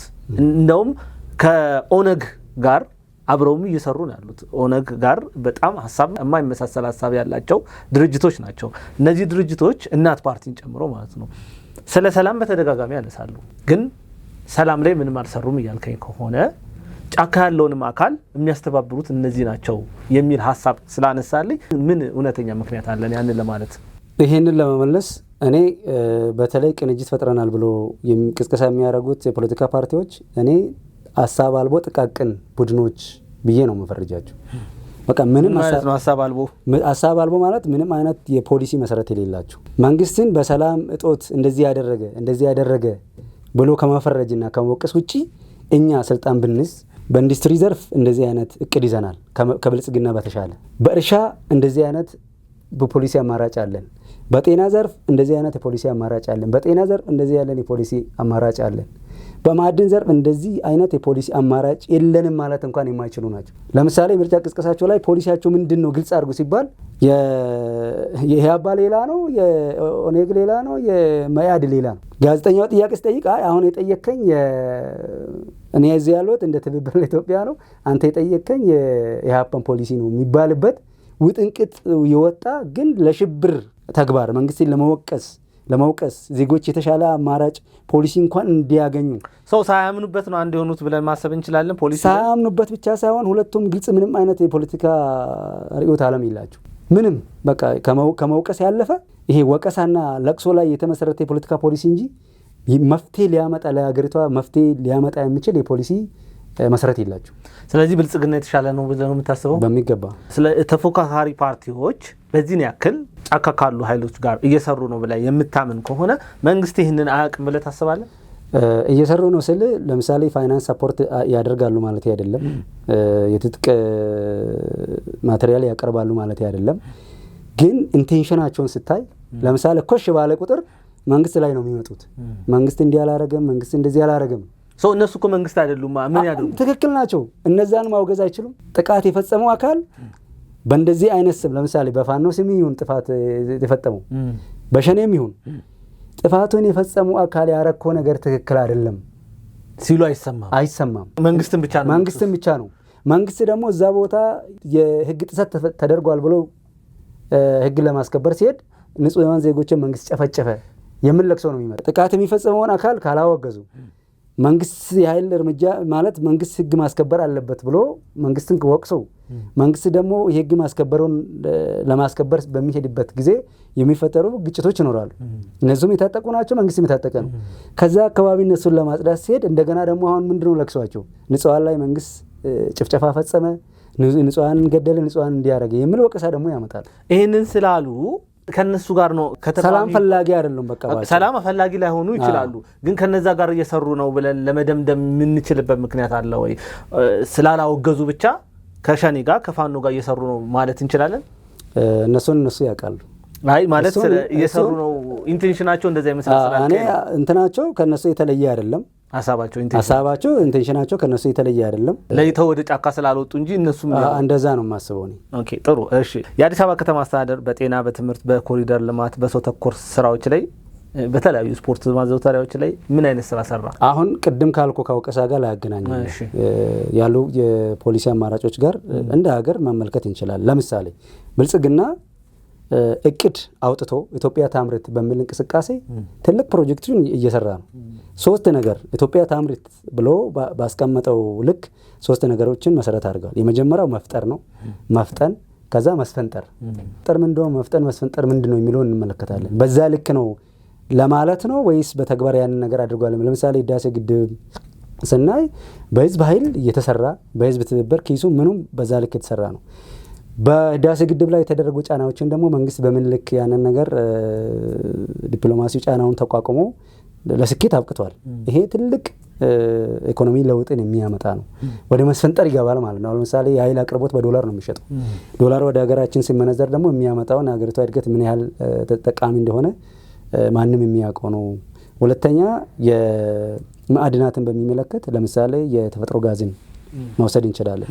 የተፈጥሮ ጋዝ እንግዲህ ከኃይለ ሥላሴ ዘመን ጀምሮ ሲታቀድ የነበረ ግን ያልተሳካ አሁን ይሄኛው የብልጽግና መንግስት ያሳካው ነው። ለምሳሌ በኦጋዴን አካባቢ የተፈጥሮ ጋዝ ጀምሯል። አሁን ከአንድ ወር በኋላ ኦልሬዲ ወደ ስራ ይገባል ተብሎ ይጠበቃል። አገልግሎት ይሰጣል፣ ምርት ማምረት ይጀምራል። ምርቱ ትልልቅ መኪናዎች፣ ለባሶች እንደውም ለጭነት መኪናዎች ወደ ፈሳሽ ተቀይረው የሚሰጥበት ጊዜ ከአንድ ወር ባልበለጠ ጊዜ ውስጥ ወደ ተግባር ይገባል። ይሄ ማለት ከውጭ የምናስገባው ነዳጅ ይቀንሳል። ለብረት ማቅለጫዎች፣ ለትልቅ ኢንዱስትሪዎች ለብረት ማቅለጫነት ያገለግላል ለኃይል አቅርቦት። ሁለተኛ ቅዝቃዜ ባሉበት ቦታ ራሱ እንደ ማሞቂያ የሚያገለግል ነው። ስለዚህ መንግስት ማዕድንን ጭምር እየተጠቀመ ትንሽ ፈጠራዎችን አክለው ፍጥነትን ጨምሮበት ግን ወደ ሀገር ስንመነዝረው ትልቅ የኢኮኖሚን እምርታ ማምጣት የሚችሉ ናቸው። ለምሳሌ የተፈጥሮ ጋዝ ምርት በሚጀምር ጊዜ የአፈር ማዳበሪያ ማምረት ይጀምራል። እንደገና ለትልቅ ኢንዱስትሪዎች የኃይል አቅርቦት ሆኖ ያገለግላል። በአመት ስንት ቢሊዮን ማዳበሪያ ነው ከውጭ የምናስገባው? ያንን እዚህ ማስቀረት መቻል ማለት ወዴት ይመጣል? የኢትዮጵያን ኢኮኖሚ ወደ ማስፈንጠር ይሄዳል ማለት ነው። ስለዚህ እነዚህን አማራጮችን ይዟል። ሁለተኛ የወርቅ ማዕድናት ላይ ስንመጣ የወርቅ ማዕድናትን ኩምሩክ የሚል ኩባንያ ስራውን እየሰራ ነው በቤንሻንጉል አካባቢ። ስለዚህ መንግስት በማዕደኑ ዘርፍ እነዚህን ነገሮች መሰረት አድርጎ እየሰራ ነው። ትልቅ ኢኮኖሚም ምርታም ያመጣሉ ብዬ አስባለሁ። ኢትዮጵያ ታምርት በሚል እንቅስቃሴ እየተንቀሳቀሰ ነው። አሁን እነዚህ የሚቀርቡት የፖለቲካ ፓርቲዎች መንግስት ይህን ስራ እየሰራ ነው። እነሱ ከዚህ የተሻለ ከብልጽግና አሁን ካስቀመጠው ከማዕድኑ ዘርፍ ምን የተሻለ ፖሊሲ ያላቸው ግልጽ አይደለም፣ አይናገሩም። ይሄንን ከየት ያመጣሉ? ከሰላም ሰላም እንዲሆኑ ከማለት ባለፈ ብልጽግና አሁን እንደነገርኩ ከማዕድን ዘርፉም እነዚህ ነገሮች እየሰራ ነው። ሁለተኛ በፖቴሽም ላይም እየሰራ ነው። ኦልሬዲ ጥናት እየተደረገ ነው ማዕድን ከመጠቀም አንጻር። እነዚህ ነገሮች ያልተለመዱ ናቸው። አሁን የወርቅ አወጣት ስርዓቱም እንደምታውቀው አብዛኛውን ጊዜ በባህላዊ መንገድ ሲደረግ የነበረ ነው። አሁን በቅርብ ግን የማዕድን ፖሊሲውን ብልጽግና ፓርቲ በሚገባ አሻሽሎት ለትልቅ ኩባንያዎች እየሰጠ በዘመናዊ መልክና ሳይንሱን በተከተለ እንዲመረት እያደረገ ነው። ይሄ አንዱ እምርታ ነው። ሁለተኛ ስንዴን በሚመለከት የስንዴ ምርት ስንመለከት አብዛኛው ክልል ሲደረግ የነበረው በአመት አንድ ነው። አሁን ግን በእያንዳንዱ ወረዳ በእያንዳንዱ ክልል የመስኖ ግድብ የሌለበት ቦታ የለም። በአመት 2 ውሃ በሌለበት ቦታ የክረምታዎችን በግድብ እየያዘ በሚገርም ሁኔታ ምርት እያካሄደ ነው። ለዚህ መሰረት ምናልባት የሀገር ውስጥ ሚዲያዎችን ላይቀበሉ ይችላሉ። ሌላ ጊዜ በሀገራችን ውስጥ አብዛኛው የጠብ ጠማቂ ነው ብለው የምናስበው ለምሳሌ እነ አልጀዚራ፣ እነ ሮይተርስ፣ እነ ቢቢሲ፣ እነ ብሉምበርግ ኢትዮጵያ በስንዴ ምርት ራሷን እንደቻለች እና ኤክስፖርት ማድረግ እንደጀመረች በሐላል ዘግቧል። ይህንን ምስክርን ሰጥቷል። ሁለተኛ በተቋማት ደረጃ ከወርልድ ባንክ ጀምሮ ፋኦን፣ ሁለተኛ የዓለም ምግብ ፕሮግራም ኢትዮጵያ በራሷ በስንዴ ምርት ራሷን መቻሏና ምግብ ዋስትና ማረጋገጧን በግልጽ አስቀምጧል። ለዚህ ለማድረግ ማካናይዜሽን እየተከተለ ነው። ለአርሶ አደር 90% ባንክ ብድር እየተመቻቸ 10%ን አርሶ አደር እየቆጠበ እዚህ ጋር ማንሳት የምፈልገው ጥያቄ ኤክስፖርት ለማድረግ ለስም ነው ወይ? ምክንያቱም ማህበረሰቡ ላይ የኑሮ ለውጥ አልመጣም። ችግሩ አለ፣ መራቡ አለ፣ መጠማቱ አለ። ከትናንትና የተሻለ ነገር የለም፣ ግን ኤክስፖርት እያደረግን ነው። ኤክስፖርት አደረግን ለማለት ነው ወይ? ለምሳሌ ልንገርህ እኔ ስንዴ 2014 7000 ብር አካባቢ ነው ከአርሶ አደር የሚገዛው። ዛሬ ስንዴ 2018 ኑሮ ተወደደበት ተብሎ በሚወራበት ሁኔታ አርሶ አደር ለገበሬዎች የሚያስረክበው በ6700 ብር። ግን ማህበረሰቡ ጋር ሲደርስ እንደዛ አይደለም እያደረሰው ነው። አሁን ለምሳሌ የምርት ማከፋፈያ አማራጮችን እየተጠቀመ በከተማም ደረጃ ላሉት የንግድ ማዕከላቶችን በሸማቾች በምናምን በኩል እንዲደርስ እያደረገ ነው። በሸማቾች በኩል በዛን ያክል ቀንሶ ነው እየቀረበ ያለው። ለምሳሌ 7000 እና 8000 ሲሸጥ የነበረው አሁን በ7000 ብር ያገኛል። ስንዴ ላይ እኔ እርግጠኛ ነኝ የምነርግ የ1000 ብር ዲስካውንት ተደርጓል። ከ2015 ነው የምልህ የ3 ዓመት ጋፕ ሄደን አሁን ኑሮ ተወዷል በምንልበት ሁኔታ ስንዴ ላይ አሁንም የዋጋ ባለበት ነው የቆም ከ2015 በታች እንጂ ከዛ በላይ አይደለም። ያ ማለት አሁን አቅርቦትና ፍላጎት ተጣጥመዋል ማለት እንችላለን። ስንዴ ላይ ባይሰራ የስንዴ ዋጋ አሁን ከ2000 አንጻር ብንመለከት ከ2015 ብንመለከት 10000 11000 መግባት እድሉ ሰፊ ነበር። ግን መንግስት በብዛት ስላመረተ አንደኛ ተኪ ምርት የሚባል ነገር አለ። ይሄንን ለማለት እኮ ዓለም ምግብ ፕሮግራም ኢትዮጵያ ምስክር ሰጥቷል።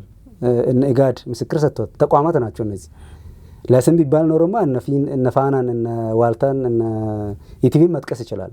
ነገር ግን አብዛኛውን ጊዜ የራሳችን ነገር እንደ መረጃ ስለማን ቆጥር ውጭ ያሉት ተቋማትና የሚዲያ እነሱ እኮ እንደዛ ብለዋል፣ ምስክርነትን ሰጥቷል እኮ። ኢትዮጵያም እኮ ስታመርት እኮ ኦብቪየስሊ ታይቷል እኮ፣ ኤክስፖርት ስታደርግ እኮ ታይቷል።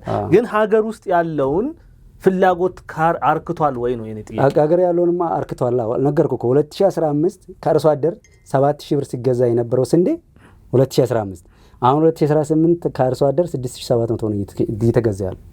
ጥሩ እሺ፣ አሁን የህዳሴውን ግድብ እንመልከት። ተመረቀ፣ ጨረሰን። የኤሌክትሪክ አቅርቦት ኦፍኮርስ አሁን መቆራረጥ የለም። አዲስ አበባ ላይ በተለይ መቆራረጥ የለም። በዚህ በጣም ይሄኛው መንግስት ከፍተኛ ስራ ሰርቷል። ነገር ግን ከክፍያ አንጻር ማህበረሰቡ በጣም ወደ መቸገር ደረጃ ደርሷል። ህዳሴውን አስመረቅን። የህዳሴ ማህበረሰቡ ምንድነው የተጠቀመው? ከክፍያ አንጻር ጨመረበት እንጂ የቀነሰ ነገር የለም። ተቃዋሚ ፓርቲዎች ደግሞ ይህንን ሀሳብ ይዘው ሲከራከሩ እናያለን። በተለይ እነ ጀዋር የሚያነሱት ሀሳቦች አሉ። ለዚህ የብልጽግና መንግስት ምንድነው? ኃይል አቅርቦት ጋር በተገናኘ የኃይል መቆራረጥ የለም። የኃይል መቆራረጥ የለም። በዚህ ነው መንግስት የኃይል አቅርቦት ችግር በኢትዮጵያ ውስጥ አለ። የህዳሴ ግድብ በሚገነባበት ጊዜ ማለት የለም ስልህ ከበፊቱ አንጻር እንጂ 100% እንትን ብሏል እያልኩ አይደለም። አንዳንዴ መጥፋቶች አሉ፣ መቆራረጦች ይኖራሉ። ከብዙ አንግል አንጻር እሱ የኢንፍራስትራክቸር ችግርም ሊሆን ይችላል። ከብዙ አንግል አንጻር ማለት ለዛ ነው። ከኢንፍራስትራክቸር ከበፊቱ ግን ይሻላል። ከኢንፍራስትራክቸር አንጻር ልንመለከተው እንችላለን። ኢንፍራስትራክቸሩን ስናይ የመብራት ኃይል በጣም ብዙ እንደሚቀረው እኔም አምናለሁ።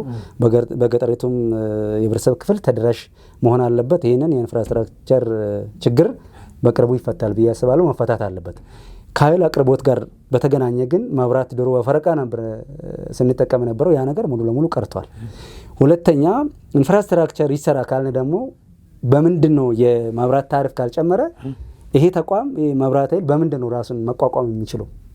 ሁሉም የህብረተሰብ ክፍል ጋር መብራት ተደራሽ መሆን አለበት ብለን ነው የምናስበው። ሁሉም የኃይል አቅርቦት ማግኘት አለበት ብለን ነው የምናስበው። በዚህ በኩል ደግሞ የታሪፍ ጭማሪ በሚደረግበት ጊዜ ተወዷል ብለን ይናመራል። ሌሎች አማራጮች የሉም ወይ ነው? ምንድን ሌላ ፖሊሲ መንግስት ሊከተለው የሚገባው? እሱንማ ሌላ የኃይል ማመንጫዎችን እኮ እየተከተለ ነው። ለምሳሌ በንፋስ ኃይል ምናምን። ለምሳሌ ህዳሴው ተገደበ፣ ወደ ውጪ እየተሸጠ ነው።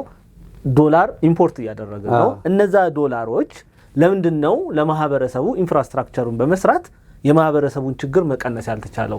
ዝም ብለ ትንሽ ብር እያገኘ የተሰነ ኑሮውን መሙላት እየከበደው የመብራት ላይ ብዙ ክፍያ እየቆለልክበት ማህበረሰቡን ከማማረር አንጻር ምንድነው የተሰራ ያለው? አንጻራዊ ነው መስራት ያለብን። እዚህ ጋር የዋጋ ጭማሪ ሲጨመር ለምሳሌ መንግስት በፊት በሚሊዮኖች ሲሰበስብ የነበረውን ግብር አሁን በትሪሊየን ነው እየሰበሰበ ያለው።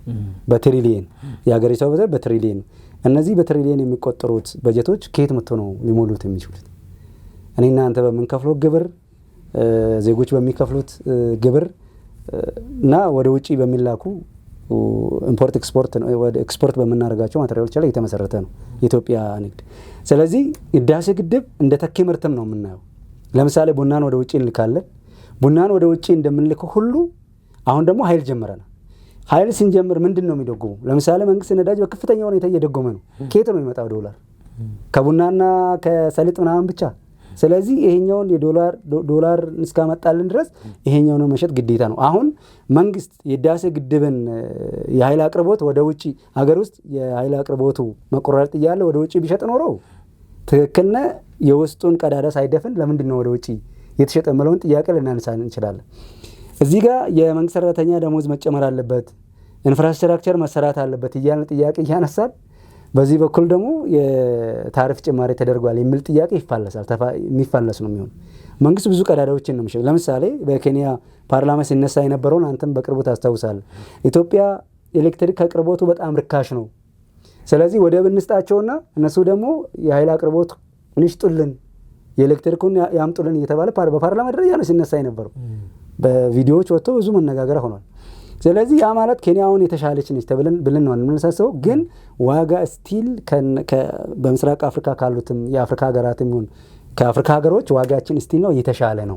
ግን ግብር ካልተከፈለ መብራት ኃይልም የሚጠበቅበትን ወይም ደግሞ ማግኘት ያለበትን ክፍያ የታሪፍ አገልግሎት ሳያገኝ የኢንፍራስትራክቸሩን ተደራሽ ማድረግ ስለማይችል ከዚህ አንጻር ብናይ የተሻለ። አሁን እኮ ችግሩ የምስራቅ አፍሪካ አንጻር የመብራትን ክፍያ ስናየው ኢትዮጵያ ውስጥ ርካሽ ሊሆን ይችላል።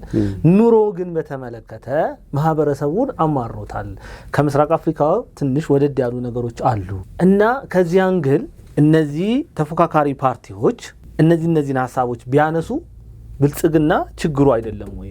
አክሰፕት አድርጎ መስራት አለብኝ ብሎ ማውራት የለም። ማንሳቱ ችግር የለበትም። ሲያነሱ እንሰማለን። የመንግስት ሰራተኛ መኪና መግዛት አለበት ቆጥቦ ብሎ ያነሳሉ። በሌላ በኩል የመንግስት የጣላቸውን የታሪፍ ዋጋዎች መቀነስ አለበት ብሎ ያነሳሉ። የታክስ ሁኔታዎች የሚቀንሱ ከሆነ በጀቱን በምንድን ነው ጀነሬት አድርጎ ለመንግስት ሰራተኛው ደሞዝ ጨምረው? የመንግስት ሰራተኛ ደሞዝ ጭማሪ አይደለም፣ የራሳቸው መኪና ከውጪ እንዲገባለት በደሞዙ በመናምን ከቀረጥ ነፃ የሚባል ነገር አለ። ይሄ ማለት ዝም ብሎ ለማለት የሚሉት እንጂ በፖሊሲ የተደገፈ ነገ ተፈትኖ ስራ ላይ የሚውል መሆን አለበት ለማለት አይደለም። ለማለት እኮ ልሉ ይችላል፣ ለማለት ወርቅና ዘመናለ ልሉ ይችላል። ግን ከፖሊሲ አንጻር ምክንያታዊ መሆን የለባቸውም። ስትራቴጂክ አይደለም ይዞ የመጡት የፖሊሲ ስትራቴጂክ ፖሊሲ አይደለም። እሱን በምን አወቅን ነው? በምን አወቅን ከሚያነሱት ነገር ነው። ለምሳሌ በምንድነው የሚተኩት? አሁን የታሪፉን ይቀንሱ። ለምሳሌ መንግስት 3 ብር የሚያስከፍለውን 2 ብር ሊያስከፍሉ ይችላል። ያንን የሚከፈተውን የበጀት ቀዳዳ በምንድነው የሚሸፍነው? እሱን አማራጭ ሀሳብ አላስቀመጡም። እሱን ማስቀመጥ አለባቸው። እሱን ማስቀመጥ ከቻሉ ዋይኖት ብልጽግና እኮ የግዴታ ብልጽግና ብቻ መሆን የለበትም። ግን የብልጽግና ፖሊሲ ቻሌንጅ የሚያደርግ ሀሳብ መቅረብ 4 ብር አደርጋለሁ 3 ብር አደርጋለሁ ሳይሆን መንግስት አሁን በመብራት ታሪፍ ላይ ይህን ያህል ብር ጥሏል በኪሎዋት። እኔ ደግሞ መንግስት ሆኜ ቢመረጥ መንግስት የጣለውን 3 ብር ይሄን በዚህ መንገድ ተጠቅሜ ወደ 2 ብር አመጣለሁ የሚል ፖሊሲ ማቅረብ አለባት። እሱን ደግሞ እኛ መስማት አለብን። ስለዚህ የነዚህ ተፎካካሪ ፓርቲዎች መድከም ብልጽግናን ተመራጭ ሊያደርገው ይችላል እንጂ እነሱ ጠንካራ ቢሆኑ ብልጽግና ሊወድቅ ይችላል። እኛ ደግሞ ምርጫ ቦርድ በጀት በጅቶ ነው የሚበጀተው። በጀት የህዝብ ነው። የተሻለ ሀሳብ እንዲመጣ እንፈልጋለን። እንደዚህ እነዚህ የሚመጡ ፓርቲዎች የተሻለ ሀሳብ መጥቶ መንግስትንም ቻሌንጅ አድርጎ ብልጽግናም ከዛ የሚማርበት ራሱን የሚገመግምበት ህዝብን የሚወዛገብ ሳይሆን የተሻለ ፖሊሲን የሚመለከትበት ሁኔታ መፈጠር አለበት ብዬ ነው የማስበው። ብሶት ለቅሶ ከሆነ አንድ አክቲቪስት በቲክቶክ በፌስቡክ በተለያዩ ሚዲያዎች እኮ እንደፈለገ ኃላፊነት በጎደለ መልኩ ማውራት ይችላል። እነዚህ ቢያንስ ነገ ሀገርን የሚመሩ ሀገራዊ ኃላፊነት ያለባቸው የህዝብ በጀት ተበጅቶላቸው የፖሊሲ አማራጮቻቸውን አቅርቡ ተብሎ በሚቀርቡበት ጊዜ ብሶት ከሚያወሩ አማራጭ የፖለቲካ ፖሊሲና በእውቀት ላይ የተመሰረተ በሀሳብ ላይ የተመሰረተ ስልታዊ የሆነ ፖሊሲን በሚገባ ለህዝብ ተደራሽ ማድረግ ሲገባቸው ህዝብን ማስለቀሻ ፖሊሲና እንደ ስሜታዊነት ላይ የተመሰረተ ከአንድ አክቲቪስት ያልዘለለ ፕሮግራም ይዞ መቅረብ የለባቸውም የሚል ሀሳብ ነው ያለው። ብልጽግና ከፖሊሲ አንጻር ከነዚህ አሁን ካሉ ተፎካካሪ ፓርቲዎች ይሻላል ብለን እናስባለን ማየት እንችላለን። ቅድም እንዳነሳ ነው በማዕድን ዘርፍ ያነሳውን አንስተናል። በግብርናም ያልኩ ነው ስንዴ ኤክስፖርት ብቻ ማድረግ ሳይሆን ስንዴውን ለማምረት የሄደበትን ርቀት ማየት እንችላለን። ከትምህርት አንጻር ብዙ ነገር ሰርቷል እንዳልኩ ነው። የመጀመሪያው ነገር ሰው ተኮር አድርጓል። የትምህርት ፖሊሲውን ራሱ የጥራት ፖሊሲውን ከሰው ተኮር ፖሊሲ ጋር አዋህዶ እየሰራ ያለ ፓርቲ ነው። እንዴት እንደዛ አልከኝ ልትል ከቻልክ አንዲት እናት እየተሳቀቀች የልጇን ቁርስ የልጇን ምሳ እየተሳቀቀች የልጇን ደብተር ዩኒፎርም እየተሳቀቀች ትምህርት ቤት መላክ የለባትም። የሚጎላትን ነገር መንግስት እንደራሱ ነገ ሀገሪቷን ያሻግራሉ የዚህ ሀገር ዕጣ ፈንታ በዚህ በሚመጣው ትውልድ ላይ ነው በወጣቱ ትውልድ ላይ ነው ብሎ በማመን ቁርስና ምሳ ዩኒፎርም ችሎ እያስተማረ ነው። አንድ ሁለት በተለያዩ ቦታ በቀዳማዊት እመቤትም ጨምሮ በጠቅላይ ሚኒስትሩም በተለያዩ የሀገራችን ክፍሎች በሁሉም ክልሎች በሚባል ደረጃ ትምህርት ቤቶች እየተገነቡ ነው። የተሻሉ ትምህርት ቤት የራሳቸው ንጹህ ሽንት ቤት፣ ውሃ፣ ሁሉንም መሰረተ ልማት ያሟላ ትምህርት ቤት እንደ ሞዴል ሊሆን የሚችል ትምህርት ቤቶች እየተገነቡ ነው። ያ ማለት የትምህርት ጥራት በሚገባ ያረጋግጣል ብሎ ስለሚያስብ። ሁለተኛ ፈተና ላይ የትምህርት ፖሊሲውን በ3 አድርጓል። 6ኛ ክፍል ይፈተናሉ፣ 7ኛ ክፍል ይፈተናሉ፣ ሁለተኛ 10ኛ ክፍል ይፈተናሉ። 10ኛ ክፍል ላይ 6 ነው 6 8 12 6 8 12 አድርጓል። እነዚህ ተማሪው እያወቀ ራሱን እየገመገመ እየፈተነ ከውድቀቱ እየተማረ እያወቀ ነው የሚመጣው። ሁለተኛ ብሔራዊ ፈተና 12ኛ ክፍል የሚፈተኑበት ጊዜ ሁሉም ተሰብስበው በዩኒቨርሲቲ በአንድ ማዕከል የፈተናውን ጥራቱን የጠበቀ ፈተና እንዲወጣ መኮራረጅ እንዳይኖር ሁሉም ተማሪ በራሱ እውቀት እንዲያልፍ ፈተናውን እንዲሰራ ተደርጓል።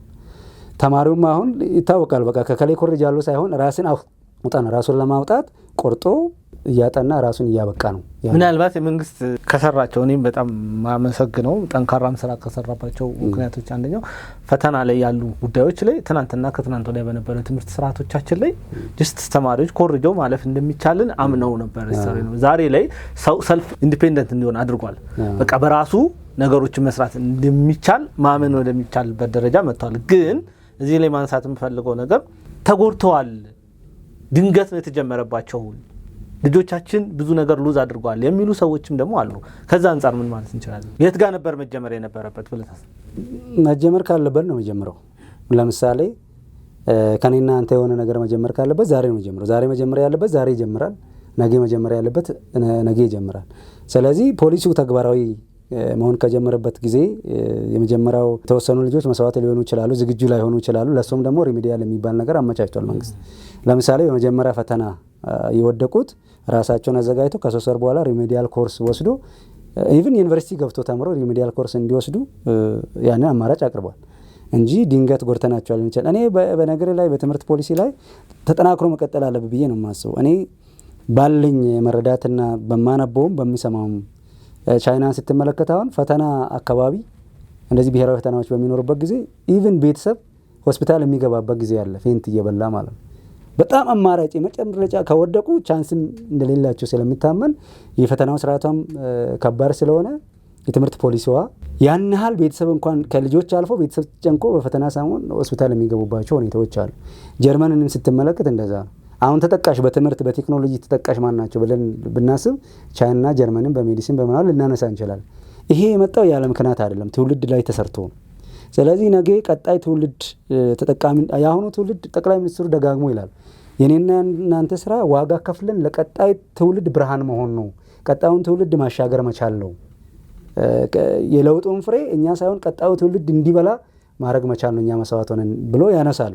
ስለዚህ በመደላደል ውስጥ ፈተናዎች ሊኖሩ ይችላሉ። ሁሌ በመደላደል ስኬት አይመጣም። በየትኛውም ዓለም በግለሰቦችም ደረጃ ስና የሆነ ወቅት ፈተናዎች አሉ። ፈተናውን ድል ያደረገ ነው ለስኬት የሚበቃውና ይህንን ከዚህ አንጻር ብናይ መልካም ይመስላል። እንደው ጠቅላይ ሚኒስትሩን ካነሳቸው አይቀር ጠቅላይ ሚኒስትር ዶክተር አብይ አህመድ በግለሰብ ደረጃ እንደ ግለሰብ እንደ ፓርቲ ሳይሆን እንደ ግለሰብ በጣም ጠንካራ የስራ ባህል አላቸው። ኦብቪየስሊ ከዚህ አንጻር ጠቅላይ ሚኒስትር ዶክተር አብይ አህመድ ብልጽግናን ታች ድረስ አውርደው እንደሳቸው አይነት ሞዴል ሰራተኛ መሆን የሚችል ሰው አፍርቷል ብለን ማሰብ እንችላለን? እኔ በዛ ልክ አምናለሁ። መሪ ማለት እንግዲህ የሀገሪቷ ካፕቴን ነው። ሀገሪቷን የሚዘውር በእያንዳንዱ ነገር ማድረግ የሚችል የለውጡም ካፕቴን እሳቸው ናቸው። ያንን ሙሉ ክሬዲት ደርሳቸው ይሰጣሉ። ግን አፍርተዋል፣ ሰዎች በትክክል አፍርተዋል። እኔ ማንሳት ይችላል። ለምሳሌ ኦሮሚያ ክልል ስትል የስንዴ ኢኒሼቲቭን ያነሱት ጠቅላይ ሚኒስትር ዶክተር አብይ ናቸው። ሀሳባቸውን ተቀብለው ኢቭን በክልል ደረጃ ለምሳሌ ኦሮሚያ በእርግጥ መሬቱም የሰጠ ነው፣ እድሉም ነበረ፣ በደንብ ሰርቷል። የማይታሰብ ለምሳሌ ወደ ሶማሌ ስንሄድ፣ ወደ አፋር ክልል ስንሄድ ስንዴ የሚታሰብ አልነበር። አፋርና ሶማሌ ክልል የሚበቅለው ስንዴ ግን ስንዴ አይደለም። አሁን ላይ የነሱ ራዕይ ወስዶ ተግባራዊ እያደረጉ አሉ። ግን ክፍተቶች ሊኖሩ ይችላሉ። ግን መሪ ማለት ራሱን የሚመስል መሪ የሚፈጥር ነው። ስለዚህ ራሳቸውን ሊተኩ የሚችል ከሴቶችም ከወንዶችም በጣም ጠንካራ ሞዴል የሆኑ አመራሮችን ፈጥሯል ብዬ አምናለሁ።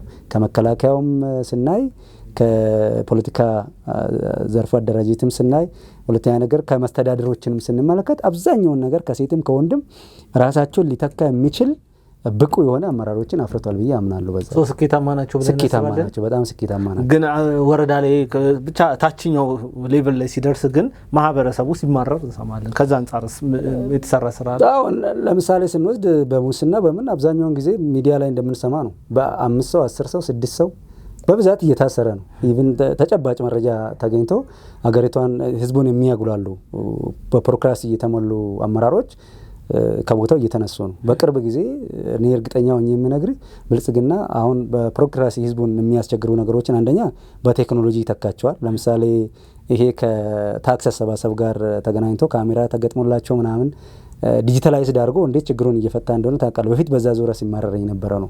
እንደዚህ ከህዝብ ጋር ንክኪ ያላቸውን ተቋማት በተለይ የህዝብ ሰርቪስ የሚሰጡ ከህዝብን ቀጥታ የሚያገኙት ኢቭን ያስበላል ተብሎ የሚወራው እንደ ባህል ዛሬያ ላይ በቴክኖሎጂ የተደገፈ ብቁ አመራር በብቃት የተሞላ አመራሮችን እዛ በመደብ ችግሮችን በቅርብ ጊዜ ሙሉ ለሙሉ ያስወግዳል ብዬ አስባለሁ እንደኔ። እስቲ እዚህ ላይ አንድ ነገር ማንሳት፣ ክብርት ከንቲባ አዳነች አቤቤ ምርጫ ስለደረሰ የምንጀምረው ፕሮጀክት የለም፣ ለምርጫ ስንልም የምንሰራው ስራ የለም ሲሉ ተናግረዋል። ቅድም ደግሞ እነዚህ ተፎካካሪ ፓርቲዎች የመንግስት ሰራተኞች መኪና ሊኖራቸው ይገባል፣ ቤት ሊኖራቸው ይገባል፣ ብድር ሊመቻችላቸው ይገባል የሚሉ ሀሳቦችን ሲያነሱ ነበረ። እነዚህ ሀሳቦች የሚተገበሩ አይደሉም የሚል ሀሳብ አንስተህልኛል። ክብርት ከንቲባ አዳነች ደግሞ አቤቤ እማን ተገብረውን ደግሞ አንጀምርም ሲሉ ነበርና ከዚህ አንጻር ሁለቱ እንዴት ነው? እኔ ብልጽግና የማውራት እንጂ የመስራት ችግር የለበትም። ያንን ለማለት ለምሳሌ እኛ ማህበራዊ ፍትህን እናረጋግጣለን ብሎ ቅስቀሳ ሲያደርጉ ሰማል። ማህበራዊ ፍትህን የምናረጋግጠው የተለያዩ የህዝባውን ጥያቄ ያነሳባቸዋል የምትለው እንደ ኤሌክትሪክ ምናምን የመሳሰሉትን በመቀነስ አይደለም፣ ልማታዊ ባለሀብቶችን በማፍራት ነው። ለምሳሌ አዲስ አበባ ከተማ አስተዳደር ላይ በቤት ዙሪያ ብንመለከት በዚህ 7 ዓመታት ውስጥ ለማህበራዊ ፍትህ ብቻ የሚያረጋግጥ 45,000 ቤቶች ተሰርቷል። በበጎ አድራጎት ስራዎች የቀበሌ ቤቶችን በማደስ ብዙ ወደ 45,000 ቤቶች ተሰርቷል በ7 ዓመት ብቻ።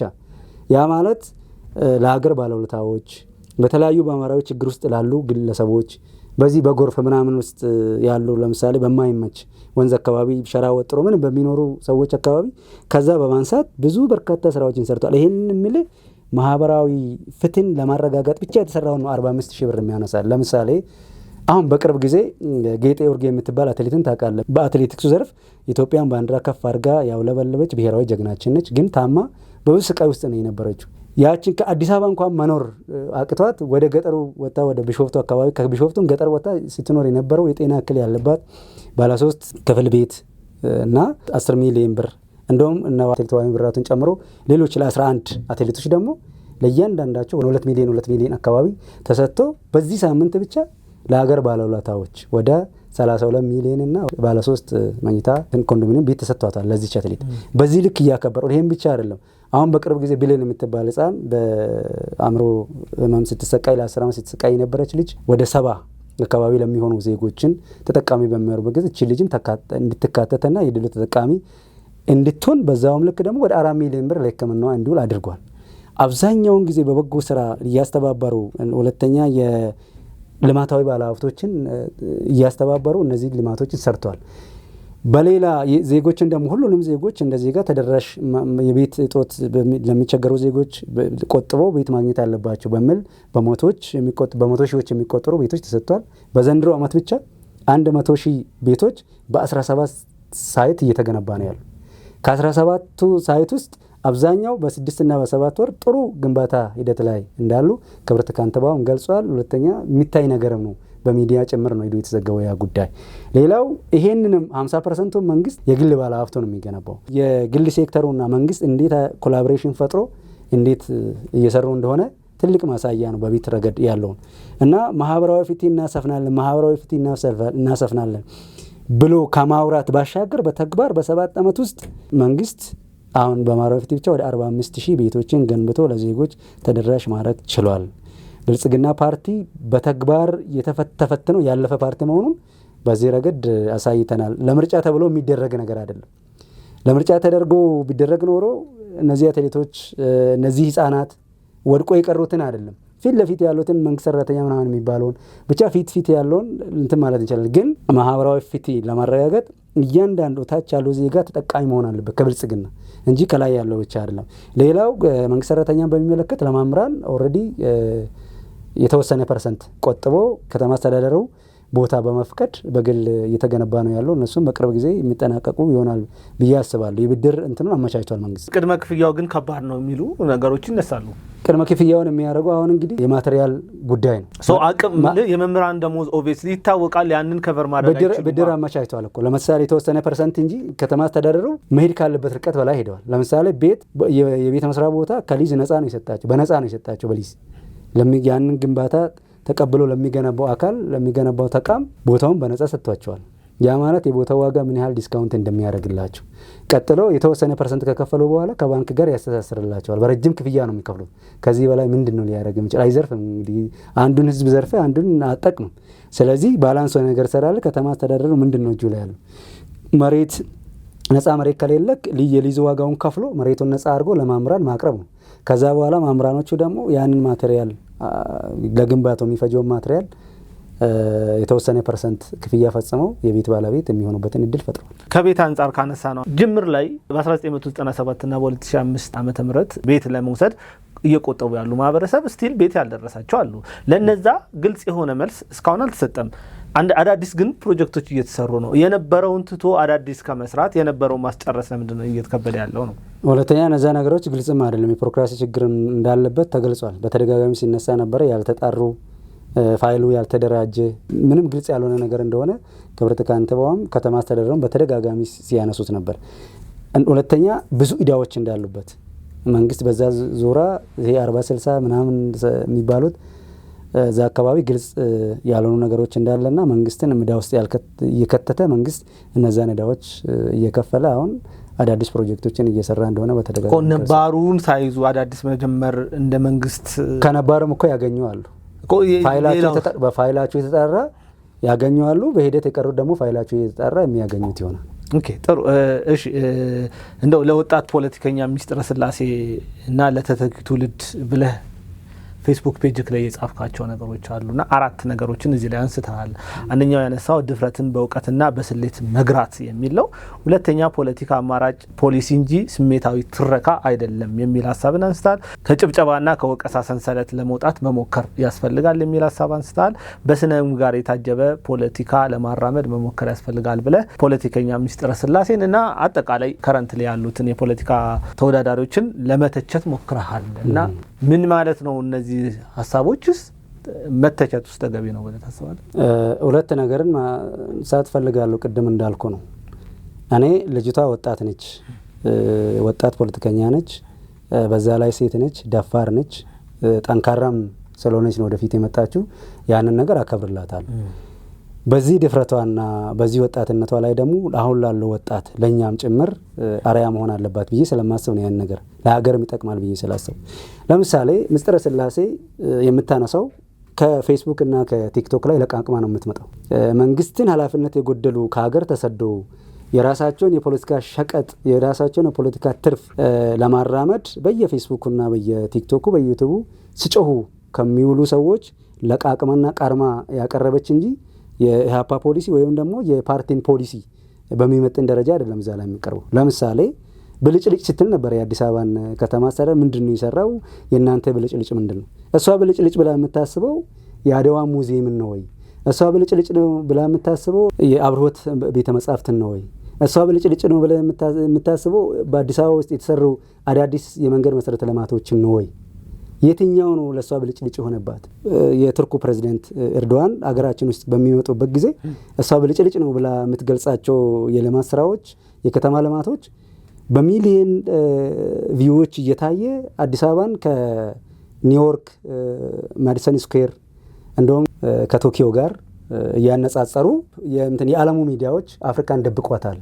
በዚህ ልክ እውነት እቺ ኢትዮጵያ ነች ወይ? እውነት አፍሪካ ውስጥ ነው ወይ? ያሉ ከኒውዮርኩ ማዲሰን ስኩዌር የከተማውን ንጽህና ከቶኪዮ ጋር የከተማውን ልማትና መብራቱን ደግሞ ከኒውዮርኩ ማዲሰን ስኩዌር ጋር እያነጻጸሩ በጣም ሲቀባበሉ የነበረበት ሁኔታ ነው። በኬንያ ፓርላማ ውስጥ ኢትዮጵያ በዚህ ልክ ስትለማ እኛ የት ነበርን? በኢትዮጵያ ያለው ልማት በዚህ ደረጃ እኛ የት ወደ ኋላ ቀርተናል ብሎ የሚያነሱት ነው። ለምሳሌ የሂንዱ ጠቅላይ ሚኒስትር ወደ ኢትዮጵያ በመጡበት ጊዜ ፈርስት ፖስት የሚባል ዩቲዩብ ላይ አይተህ ከሆነ ሁለቱን የህዝቡን ብዛት የእነሱን ከተማ እና አዲስ አበባን እያነጻጸሩ የኢትዮጵያ በጀት ይህን ያህል ነው፣ የህዝቡ ቁጥር ከሂንዱ ያነሰ ነው፣ የህዝቡ ቁጥርና የሚበጀተው በጀት የከተማ ልማቱን እያነጻጸሩ በጣም ኮምፔር ይሰሩ ነበረ። ፈርስት ፖስት በጣም የሚታወቅ የዩቲዩብ ፕላትፎርም ነው። እዛ ላይ በዚህ ልክ ክሬዲት እየሰጡት ነው። እቺ ልጅ አሁን ከስሜታዊነት በቃ ብልጭልጭ ነው ብሎ ፌስቡክ ላይ ቲክቶክ ላይ ከሚወራር ቀራርማ የወጣች እንጂ የሷስ ምንድን ነው ራእይዋ? ወጣቶች የስፖርት ማዘውተራ ላይ ወደ ዱባይ ምናምን መሄድ የማይችሉ ወደ ውጭ ሀገር ሄዶ መዝናናት ያልቻሉ የህብረተሰብ ክፍል የት ነው መዝናናት የሚችሉ? ኦፈር ማድረግ የማይችል ወደ ውጭ ወጣት ኦፈር ማድረግ የማይችል የአንድነት ፓርክ እንዴት ሆኖ ነው ብልጭልጭ ሊሆን የሚችለው? ጎርጎራ እንዴት ሆኖ ነው ብልጭልጭ ሊሆን የሚችለው? ወንጪ እንዴት ሆኖ ነው? ኮሻ እንዴት ሆኖ ነው ብልጭልጭ ሊሆን የሚችለው? አድዋን እኮ በአመት አንዴ ማክበር ፈተና ከነበረበት ወጥ አልፈን አሁን ላይ የትኛውም የውጭ ሀገር መሪ ሲመጣ የመጀመሪያው ስራ የሚሆነው አድዋ ሙዚየምን ሄዶ ማጎብኘት፣ ጀግኖቻችን አበባ ጉንጉን አስቀምጦ ማክበር ነው ስራችን። አድዋ እኮ አሁን ከአመታዊ በዓል ወደ ቀን ወደ የዕለት ባህላችን ሆኗል። ያንን ያደረገው የኮሪደር ልማቱ ነው። የኮሪደር ልማቱ ብልጭልጭ ከተባለ እዚህ ፒያሳ ፊት ለፊት አድዋን እዛ ጋር ሰርተ እዚህ ጋር በተለያዩ ማህበራዊ ቀውስ ያሉ እህቶቻችን ገላቸውን እዛ ፊት ለፊት ሲሸጡ ነበር። ፒያሳን ታውቃታለህ አንተ? ከአድዋ ሙዚየም ፊት ለፊት እዛ ጋር ትልቅ የሚያክል ሀገራዊ ድል የጥቁር ህዝቦች ነጻነት የሆነውን የአፍሪካ ተምሳሌት ለዓለም ህዝብ ሁሉ የሰብአዊ መብት ተማጓች ነው እኮ አድዋ። እሱን እዛ ጋር አቁምተ እዛ ጋር ደግሞ ሴት እህቶቻችን እንደዛ አይነት ነገር ማህበራዊ ቀውስ ውስጥ ቁጭ ብሎ ምን አይነት ህሊና ነው የሚፈቅዱ? የኮሪደር ልማቱ እኮ ሴት እህቶቻችንን ከመንገድ ላይ ነው ያነሳው። ገላቸውን ቸርችሮ የሚያሩ ሴት እህቶቻችን ከመንገድ ላይ አንስቶ ለነገዋ ሴት በሚል የማዕከል ትምህርት እንዲያገኙ ስልጠና እንዲያገኙ ከሰለጠኑ በኋላ ደግሞ ወጥቶ በየራሳቸው በሰለጠኑት የሙያ ዘርፍ የራሳቸውን ቢዝነስ እንዲያካሂዱ ከተማ አስተዳደሩ ይህንን አመቻችቷል። ይህንን ለማየት ምስጢረ ስላሴን የሚመክራት ሂጂና ብልጭልጭ መሆኑን የምታረጋግጩ ለነገዋ ሴቶች ማዕከል ሂጂ፣ ማዕከሉን ጎብኚ። በማዕከሉ የሰለጠኑ ሴቶች ዛሬ በዲፕሎም በምን ተመርቆ በስኪል ሙሉ ስኪል ሆኖ ዛሬ ስራ ተፈጥሮላቸው የስራ ባለቤት ሆኗል። እነዛ ወጣቶች የት ናቸው ብለሽ ሄደሽ ጠይቂ። የስራ እድል ተፈጥሮላቸዋል አልተፈጠረላቸውም የሚለውን ሄዳ ትጠይቅና ከዛ በኋላ የኮሪደር ልማቱንና የከተማ ልማቱ ብልጭልጭ ነው ብላ መፈረጅ ትችላለች። ሱስ የሚውለው ወጣት ዛሬ የሳር ሜዳ ተሰርቶለት ደረጃውን የጠበቀ አስፋልት ላይ የሚጫወት ወጣት ዛሬ የስፖርት መዝናኛ አለኝ ብሎ በየክፍለ ከተማው በየወረዳ ሄዶ በሳምንት ይሁን በየጠዋት ይሁን ራሱን ኤነርጃይዝ የሚያደርግበት ምቹ ሁኔታ የፈጠረው የኮሪደር ልማቱ ነው። ህዝብና መኪና እየተገፋፋ ሲሄድ የነበረውን ሁኔታዎችን የቀረፈው ኮሪደር ልማቱ ነው። ይሄ እንዴት ነው ብልጭልጭ ሊሆን የሚችለው? ከዚህ አንጻር ስሜታዊ ነት ያጠቃታል ብዬ አስባለሁ። እኔ ቅድም እንዳስቀመጥኩ ነው ፖለቲኮቻችን ከስድብ መውጣት አለባቸው፣ ከጨዋታና ከስድብ ማውጣት አለባቸው፣ ምክንያታዊ መሆን አለባቸው። ሁለተኛ ከመሳደብ ፖሊሲ ላይ ማትኮር። የኢሃፓ የምስጥረ ስላሴ ፓርቲ ፖሊሲ ብልጽግና ቁርስና ምሳውን ችሎ የሚመግበውን ተማሪ ምንድነው የሚያደርገው? ይበትናል ወይስ የተሻለ አጠናክሮ ይቀጥላል? ምንድነው የሚያደርገው? የማዕድ ማጋራትን መንግስት አመት ባል በመጣ ቁጥርም አልፎ ሁለተኛ ነገር ደግሞ የምገባ ማዕከላትን ከፍቶ ዜጎች በቀን አንዴ እንኳን በልቶ ማደር እንዲችሉ አድርጓል። ያን ነገር ምንድነው የሚያደርጉት? ያስቀጥላሉ? ያፈርሳሉ? ያ ነገር እኮ ግልጽ አይደለም። መንገድ መሰረተ ልማት መንገድ መስፋት አለበት። የትኛውም ዓለም ላይ ያለ ነው። ስናማርር ነበር አይደል? መንገድ ተዘጋጋ፣ በስራ ጊዜ ወጥተን መግባት አቃተን፣ እግረኛና የመኪና መንገድ ተደባልቋል ብለን ስናነሳ ነበር። የኮሪደር ልማቱን የሚቃወሙ ከሆነ ምንድነው እነሱ ከተማ ልማት ላይ አማራጭ ፖሊሲያቸው? መንግስት በአንድ አመት ባልሞላ ጊዜ በመቶ ሺዎች የሚቆጠሩ ቤቶችን እየገነባው ነው። 50% በከተማ አስተዳደሩ በጀት ነው። ዘንድሮ በአሁን ባለው ፍጥነት ዘንድሮ አጠናቀቃለሁ 50ውን በኔ በጀት እየተገነባ ያለው ከግል ጋር ባህል ሀብቱ ጋር እየሰራን ያለነውን ዘንድሮ እንጨርሳለን ብሎ እየተከታተለ ነው ያለው። የስራ በዓልን 7/24 አድርጓል። ብልጽግና ከመጣ ተደርጎ አይታወቅም። ይሄንን ለማየት ደግሞ ምስጥረ ስላሴ ማታ ወጣ ዞር ተበል ከተማውን ሌሊት ቀንም ማታም የስራ ሰዓት መሆኑን ትረዳለች። ምስጥረ ስላሴን እንደ ጀግና የሚያዩ ሰዎች አሉ። ጠቅላይ ሚኒስትር መሆን ይገባታል ብለው የሚያስቡ ሰዎች አሉ። በተለይ ከዚህ ክርክር በኋላ ማለት ነው። አሁን ምስጥረ ስላሴን እንደዚህ ስትል እነዛን ሰዎች ምን ልትል ነው? እሷን የሚደግፉ እንደ ጀግና የሚያዩ ኢቭን አሁን ካለው የጠቅላይ ሚኒስትር የበለጠ የተሻለ መስራት ትችላለች ብሎ የሚያምኑ ሰዎች ተፈጥሯል። ፖለቲካ አገር መምራት ስሜት አይደለም። አገር የምትመራው በስድብ አይደለም። አገር የምትመራው በጭብጨባ አይደለም። አገር የሚመራው በፖሊሲ ነው። ንግግሯ በተሳደበች ልክ ፖሊሲውን ታምጣ አማራጭ ከጠቅላይ ሚኒስትሩም ይሁን ከብልጽግና ፓርቲ የተሻለ የሚያረጋትን ፖሊሲ ይሄን አለኝ ስትል ያኔ እኔም ክሬዲት ሰጣታለሁ። አሁን ባለው ሁኔታ ግን እኔ ጀስት ከሞራል አልባ ቲክቶከር ጀስት ለሆዱ አዳሪ ከሆነ ቲክቶከር ጋር ለይቼት አላየትም። አሁን ባለው ሁኔታ ግን ቅድም እንዳልኩ ሴትነቷን፣ ድፍረቷን ወጣት ሆና ፖለቲካን ውስጥ ጆይን አድርጋ በዚህ ልክ ወደፊት መምጣቷን ያን ለዛ ክብር አለኝ፣ ለዛ አደንቃታለሁ። ግን ይሄን ድፍረቷን ይሄን ወጣትነቷን በፖሊሲ በዲሲፕሊን በስነ ምግባር ከስድብ በጸዳ ፖሊሲ ላይ ብቻ ትኩረት ያደረገ የሷ ፓርቲ ቢመጣ ለኢትዮጵያ ሊያመጣ የሚችለውን መጻ እድል የልማት ከልማቱም ከትምህርቱም ከጤናውም ከኢንዱስትሪውም ማምጣት መቻል አለበት። ግን ብልጭልጭ ስትል አትሊስት ቅድም ያነሷቸው ነገር እሷ ሴት ነች አይደለ? ወድቆ ጎዳና ላይ ገላዋን የምትሸጥልን እህት አንስቶ ማብቃት፣ ለሷ ስራ መፍጠር፣ በየወንዙ የወደቁትን እናት ቤተሰቦቻችንን በኮሪደር ልማት ሰበብ አንስቶ የቤት ባለቤት ማድረግ፣ የአረጋውያንና እነዚህ የሀገር ባለውለታ ለሆኑ ዜጎች ቤት መስጠትና ማደስ፣ ማህበራዊ ፍትህን ማረጋገጥ በዚህ ልክ ሰርቷል ብልጽግና። እነዚህ ነገሮች እሷ መገምገም አለባት። ብልጽግና የሰራውን ያክል ለምንድን ነው ማውራት የከበደው? እንዳልኩ ነው ማህበረሰቡ ሰርጾ ገብቷል ወይ ነው። አሁን አንተ የምትላቸው ነገሮች ለምሳሌ ኮሪደር ልማት ሲነሳ ብዙ ጊዜ ሰዎች የሚያነሱት ሰዎች መፈናቀላቸውን፣ ሰዎች ከሆነ ከከተማ ወደ ገጠር መሄዳቸውን እንጂ እዛ አካባቢ የነበረው ማህበረሰብ ለምሳሌ አሁን ያልካቸው ሴት እህቶቻችን ከእንደዚህ አይነት ስራ ወጥተው በማዕከል ገብተው ስልጠና ማግኘታቸውን ለምንድን ነው ፕሮፐርሊ ማስረዳት የከበደው?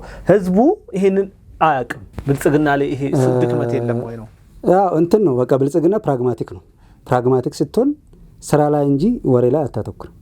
ስራንም ወሬንም አብሮ ማስኬድ አይቻልም ወይ? ይቻላል። ይሄንን ይቀርፋል ብዬ አስባለሁ። እኔ ሁሉ ጠቅላይ ሚኒስትሩንም ስታይ ክብርት ከንቲባንም የትኛውም የክልል አመራሮችን ስታይ ብልጽግና በቃ ፖሊሲ ያደረገው ብልጽግና በተግባር የተፈተነ ፓርቲ፣ ብልጽግና ቃል በተግባር የሚያረጋግጥ ፓርቲ፣ የሀሳብ ብቻ ሳይሆን የተግባር ፓርቲ መሆኑን በስራቸው ነው የሚገልጹት። ይሰራሉ፣ የሆነ ፕሮጀክት ይጠናቀቃል፣ ይመረቃል። ቅድም እንዳልኩ ነው ብልጽግና መሰረት የሚያደርገው መፍጠን ማስፈንጠር ነው። እነዚህ ጣቶች ይህን ያህል ልዩነት አላቸው። ትንሽ ፈጠራ፣ ብዙ መፍጠን፣ የሚሰራው ፕሮጀክት ደግሞ በብዙ የሀገሪቷን ኢኮኖሚ ማስፈንጠር፣ እዛ ላይ መሰረት አድርጎ የሚሰራ ነው። በእርግጥ ህዝቡ ይረዳል። ምናልባት አሁን በቲክቶክ በፌስቡክ ምናምን ያሉት ስሜት ወጣት በቃ የሆነ ነገር እሰይ ወጋልኝ እሰይ እንዲያረገችልኝ እንጂ ሀገርን ከመምራት ሀገር ምን እንደሆነች ግን እንደዛ ነው ብለን መደምደም እንችላለን። ካለመረዳት የመጣ እንጂ ህዝብማ እንደ ህዝብ የተደረገለትን ያውቃል። የእውነት መንግስት በዚህን ያክል ሲተች አብዛኛው ሰው ደስ ካለው የእውነት ህዝብ መንግስትን ይረዳል ማለት እንችላለን። እንዲተች የፈለገው ህብረተሰብ ስሜት ለምንድን ነው የማይከበረው? ያስ የጎደለው ምንድነው ተብሎ የማይጠናው ለምንድን ነው? እነሱን ስሜታቸውን አከብራለሁ፣ የሰውን ስሜት አከብራለሁ። ነገር ግን አግባብ እንዳልሆነ ነው እኔ በእኔ መረዳት። እኔ አሁን ማለት የምችለው ልጅቷን ከጩኸት ወደ ሀሳብ እንድትመጣ፣ ከስድብ ወደ ፖሊሲ እንድትመጣ፣ ከስሜትነት ወደ እውቀት እንድትሸጋገር ነው እኔ የምመክረው። ለሷ ብቻ አይደለም ለየትኛውም ወጣት የሚመክረው ሀገር በዚህ ማዕቀፍ ውስጥ ነው መሆን ያለባት። እውቀት ከሌለን ፖሊሲ ከሌለን ምንም በባዶ ጩኸት ሀገር ልትመራ አትችልም። የተሻለች ሀገር እንፈልጋለን፣ የተሻለ ወጣት እንፈልጋለን። ሌላው ጀስፈን ነው የሚያደርገው ሰው። ለምሳሌ አቶ ጌታቸው ረዳን ታውቃለህ? በሰሜኑ ጦርነት ጊዜ በሱ ፈን የማያደርግ ሰው አልነበረም። የአቶ ጌታቸው ሀሳብ ጠቃሚ ነው ወይም ደግሞ ያንን ስለተናገሩ የሆነ ነገር ያመጣሉ ከመላ አንጻር ሳይሆን ሰው በቃ በተፈጥሮ እንትን ይላል፣ ኤነርጃይዝ ያደርጋል በዛ ጉዳይ። ግን ከፖሊሲ አንጻርና እውነት ልጅቷን ሰውን ከመጥቀም ከፖሊሲ አንጻር እና ሀገርን ከመጥቀም አንጻር ነው ወይ ልጅቷን በዛ ልክ ሲቀባበሉ ይነበሩ? የተቀባበሉትም ለምሳሌ እኔ ወጣት ነኝ፣ ተከፍቻለሁ። ልክ የሳቁ እንዳለ ሁሉ የተከፋማል። እኔ የተከፋሁት ስቄ ማለፍ ይችላል። ግን ወጣት ነች፣ የሚከተሏት ወጣት ሊኖራት ይችላል። ሴት ነች። ጥንካሬውና ወጣትነቷ በዚህ ወጣትነት ወደ ፊት መምጣቷ ጥሩ ነው። ግን ወደፊት ከመጣች አይቀር ደግሞ የዚህን ዘመን ወጣት የሚመጥን ምክንያታዊ የሆነ ፖሊሲ ያለው እውቀት ላይ የተመሰረተ ሀሳብ ይዛ ብትመጣ ደግሞ የተሻለ ያደርጋል፣ ሌሎችም ይማሩበታል ብዬ ካለኝ ቁጭት አንጻር ብቻ ነው። ከተገናኘን አይቀር ስለ ባህር በር ማንሳት ግድ ስለሚል እሱን ላንሳና የመጨረሻ ጥያቄ ላድርግ። የቀረ ሀሳብ ካለ ደግሞ አንተ ትጨምርልኛለህ ማለት ነው። የብልጽግና ፓርቲ አንደኛው እየሰራበት ካለው ጉዳይ ላይ የባህር በርን ማምጣት ነው። ሌሎች ፓርቲዎች ደግሞ እንደየፓርቲው የተለያየ ሀሳብ ይዘው ይንቀሳቀሳሉ። ኢቭን የብልጽግና ፓርቲን ሀሳብ የሚነቅፉ አሉ። በሰላማዊ መንገድም መምጣት የለበትም፣ ይሄ አሰብ የሚባለው የኛ አይደለም የሚሉ አሉ፣ ደግሞ የኛ ነው የሚሉ አሉ ማለት ነው። ስለዚህ አሁን እንደ ብልጽግና ፓርቲ ይሁን እንደ ግለሰብ እንዳንተ ኢትዮጵያ የባህር በር የሚያስፈልጋት ለምንድን ነው? ማምጣት ይቻላል ወይ? አሁን ካለው የኤርትራ ነባራዊ ሁኔታ አንጻር ኢትዮጵያ የእውነት የባህር በር ማግኘት ትችላለች ወይ? ትችላለች። እኔ ከዚህ በፊትም ሀሳብ ሰጥቼበታለሁ በዚህ ጉዳይ ላይ። አሁንም ሀሳብ መስጠት የሚፈልገው የተፎካካሪ ፓርቲዎችን እስከዚህ አንጻር ምን ሀሳብ ያላቸው ይመስላል። በዚህ ዙሪያ ሲጠየቁ የባህር በር ፖሊሲም አለን ይላሉ። ያስፈልጋል አያስፈልግም በሚለው ላይ ያስፈልጋል ይላሉ። ግን እንዴት የሚለው ላይ አሁንም ያንቃቸዋል። መንግስት አንድም ቀን አንድም ቦታ የአሰብም የባህር በርን በጦርነት አመጣለሁ አስመልሳለሁ ያለበት ጊዜ ሰምቼ አላቅም። እንግዲህ ያመለጠኝ ነገር ካለ አላቅም። ግን እኔ እስከሰማው ድረስ ሚዲያን እንደሚከታተል ሰው በጦርነት እጄ አስመልሳለሁ ያለበትን ቀን አልሰማም። በዚህ ዙሪያ ላይ እናመጣለን እንዴት ታመጣላችሁ ሲባል አይ ከኤርትራ ጋር ተደራድረን በዲፕሎማሲ ይሆናል። መንግስት እኮ አልፎ ሰጥቶ በመቀበል ነው እየተደራደረ ያለው። የባህር በሩን የሚመጥን ኤርፖርት ይሻላቸዋል፣ ቴሌ ይሻላቸዋል፣ የትኛውን ነው ሼር ተደራርገን ይሄ ነገር መምጣት የሚችለው በምን ሁኔታ ነው በሚል እየሄደ ነው። ግን በዛ ልክ አልሆነ። የኤርትራ ጉዳይ ሲነሳ የባህር በር ጉዳይ ብቻ አይደለም። ያው በኬንያም በኩል እየተሞከረ ነው፣ በሶማሌ በኩልም እየተሞከረ እድሎች አሉ፣ በጅቡቲ በኩልም እድሎች ይኖራል። በፎክር የሚመጡ ነገሮች አሉ። ኢትዮጵያ ብዙ የባህር በር አክሰሶች ይኖራታል ብዬ አስባለሁ። እነዚህን እድሎች ያመጣው ግን የጠቅላይ ሚኒስትሩ ድፍረት የተሞላበት ንግግርና ራዕይ ነው። እርሳቸው ተዳፍሮ ያስፈልገናል ባይሉ ኖሮ ዛሬ እነዚህ አማራጮች ባልተከፈቱ ነበር። ይህንንም እንደ ዲፕሎማሲ ውድቀት የሚያነሱ ነው ስላሉ ነው። ይሄ ዲፕሎማሲ ውድቀት እንዳልሆነ መረጋገጫው ደግሞ የቱርኩ ፕሬዝዳንት ሁለቱንም የሶማሊያውንም ጠቅላይ ሚኒስትሩን አገናኝቶ የባህር በራችሁ ተገቢነት ነው፣ የኢትዮጵያ ጥያቄ ተገቢ ነው፣ ግን በምን በኩል ይሁን የሚለውን ነገር እንወያይበታለን በሚል በሰላም ማስከበር ረገድ የሄዱትን የኢትዮጵያ መከላከያ ሰራዊቶችንም ደግሞ ሶማሊያ እውቅና እንዲሰጥ ብዙ የዲፕሎማሲ ስኬቶች ተገኝተዋል። አሁን ባለው ሁኔታ ግን እኔ የሚነግርህ በሁለት አማራጭ ብቻ ነው የሚገኘው። አንደኛው በዲፕሎማሲ በዛ መንገድ ሰጥቶ መቀበል ሊሳካ ይችላል። ካልሆነ የመጨረሻው ሁኔታ ግን አሁን ባለው አዝማማ በኃይልም ቢሆን የባህር በሩ ይሳካል። ይሄ ግዴታ ነው። ከሁለት አንዱ መጠቀም ግዴታ ነው ብዬ ነው የማስበው። በኃይል ካልን ኢትዮጵያ ወራሪ ልትሆን አትችልም። ያንን ነገር በሚያስቀር ሁኔታ ይደረጋል። እንዴት? ለምሳሌ ኤርትራ የአልጀርሱ ስምምነት ጥሳ አሁንም በኢትዮጵያ ግዛት ውስጥ ነው ያለች። በተደጋጋሚ ጊዜ በውጭ ጉዳይ ሚኒስትርም ትጠይቃለች።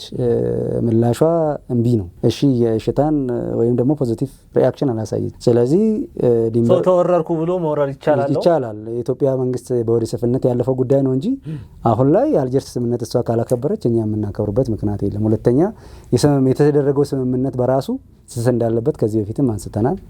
አንደኛ የሽግግር መንግስት ነው የነበረው በወቅቱ የህዝብ ቅቡልነትም የለውም፣ የህዝብ ውክልናም የለውም። ከዛ አንጻር ብዙ ክፍተቶች የህግ ክፍተቶችም አሉ። ግን ኢትዮጵያ ጦርነትን አማራጭ ስላደረገች ነው እንጂ አሁን የባህር በርን ለማመለስ ስቲል አሁን የተከፈተ በር አላት። በዛ መግባት ትችላለች። ምንም ወራሪ ያስብላትም። ኦልሬዲ የአልጀርሱ ስምምነት ተጥሶ የኢትዮጵያ ግዛትን ጥሳ ነው ያለችው ኤርትራ። በእኔ በኩል ያሉኝ ጥያቄዎች ጨርሻለሁ። አንተ በምርጫው ላይ የሚሆን በማንኛውም ጉዳይ ላይ ቀረ የምትለው ማስተላለፍ የምትፈልገው ሀሳብ ካለ እድል ልስጥህ።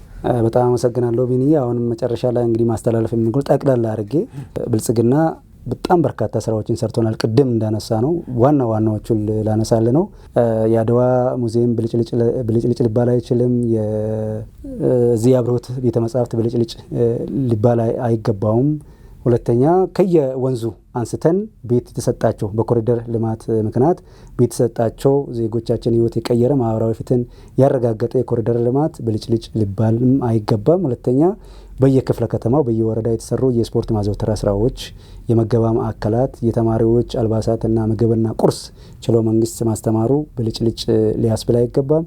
እነዚህ ነገሮችን አርሞ ዜጎቻችንን የሚጠቅም ሀሳብና ፖሊሲ ላይ በእውቀት ላይ የተመሰረተ ፖሊሲን አራምዶ በማራመድ የሀገራችንን የወደፊት እጣ ፋንታ መንግስት ብቻ አይደለም የሚወስነው። እነዚህ የተፎካካሪ ፓርቲዎችም ይህንን የሀገራቸውን ፍላጎት፣ የሀገራቸውን ልማት፣ የሀገራቸውን ስኬት፣ የሀገራቸውን ሰላም በማስቀደም እውቀት ላይ የተመሰረተ ንግግር እና ቅስቀሳ እንዲያደርጉ መልእክቴን በዚሁ ያስተላልፋለሁ። ያለኝን መረዳት ያለኝን ሀሳብ የታዘብኩትን እንዳጋራ ስለጋበዝከኝ እጅግ በጣም አመሰግናለሁ። ብንዬ ዜሪ ያክብርልኝ። እኔም አመሰግናለሁ የነበረን ውድ ሰዓት ሰጥተህ ከኛ ጋር ቆይታ ስላደረግ። ውድ አድማጭ ተመልካቾቻችን ለዛሬ የነበረን የጅማት ፕሮግራም ይህንን ይመስላል። በሚቀጥለው ሳምንት በሌላ እንግዳ በሌላ ሰዓት የምንገናኝ ይሆናል። መልካም ጊዜ ይሁንላችሁ።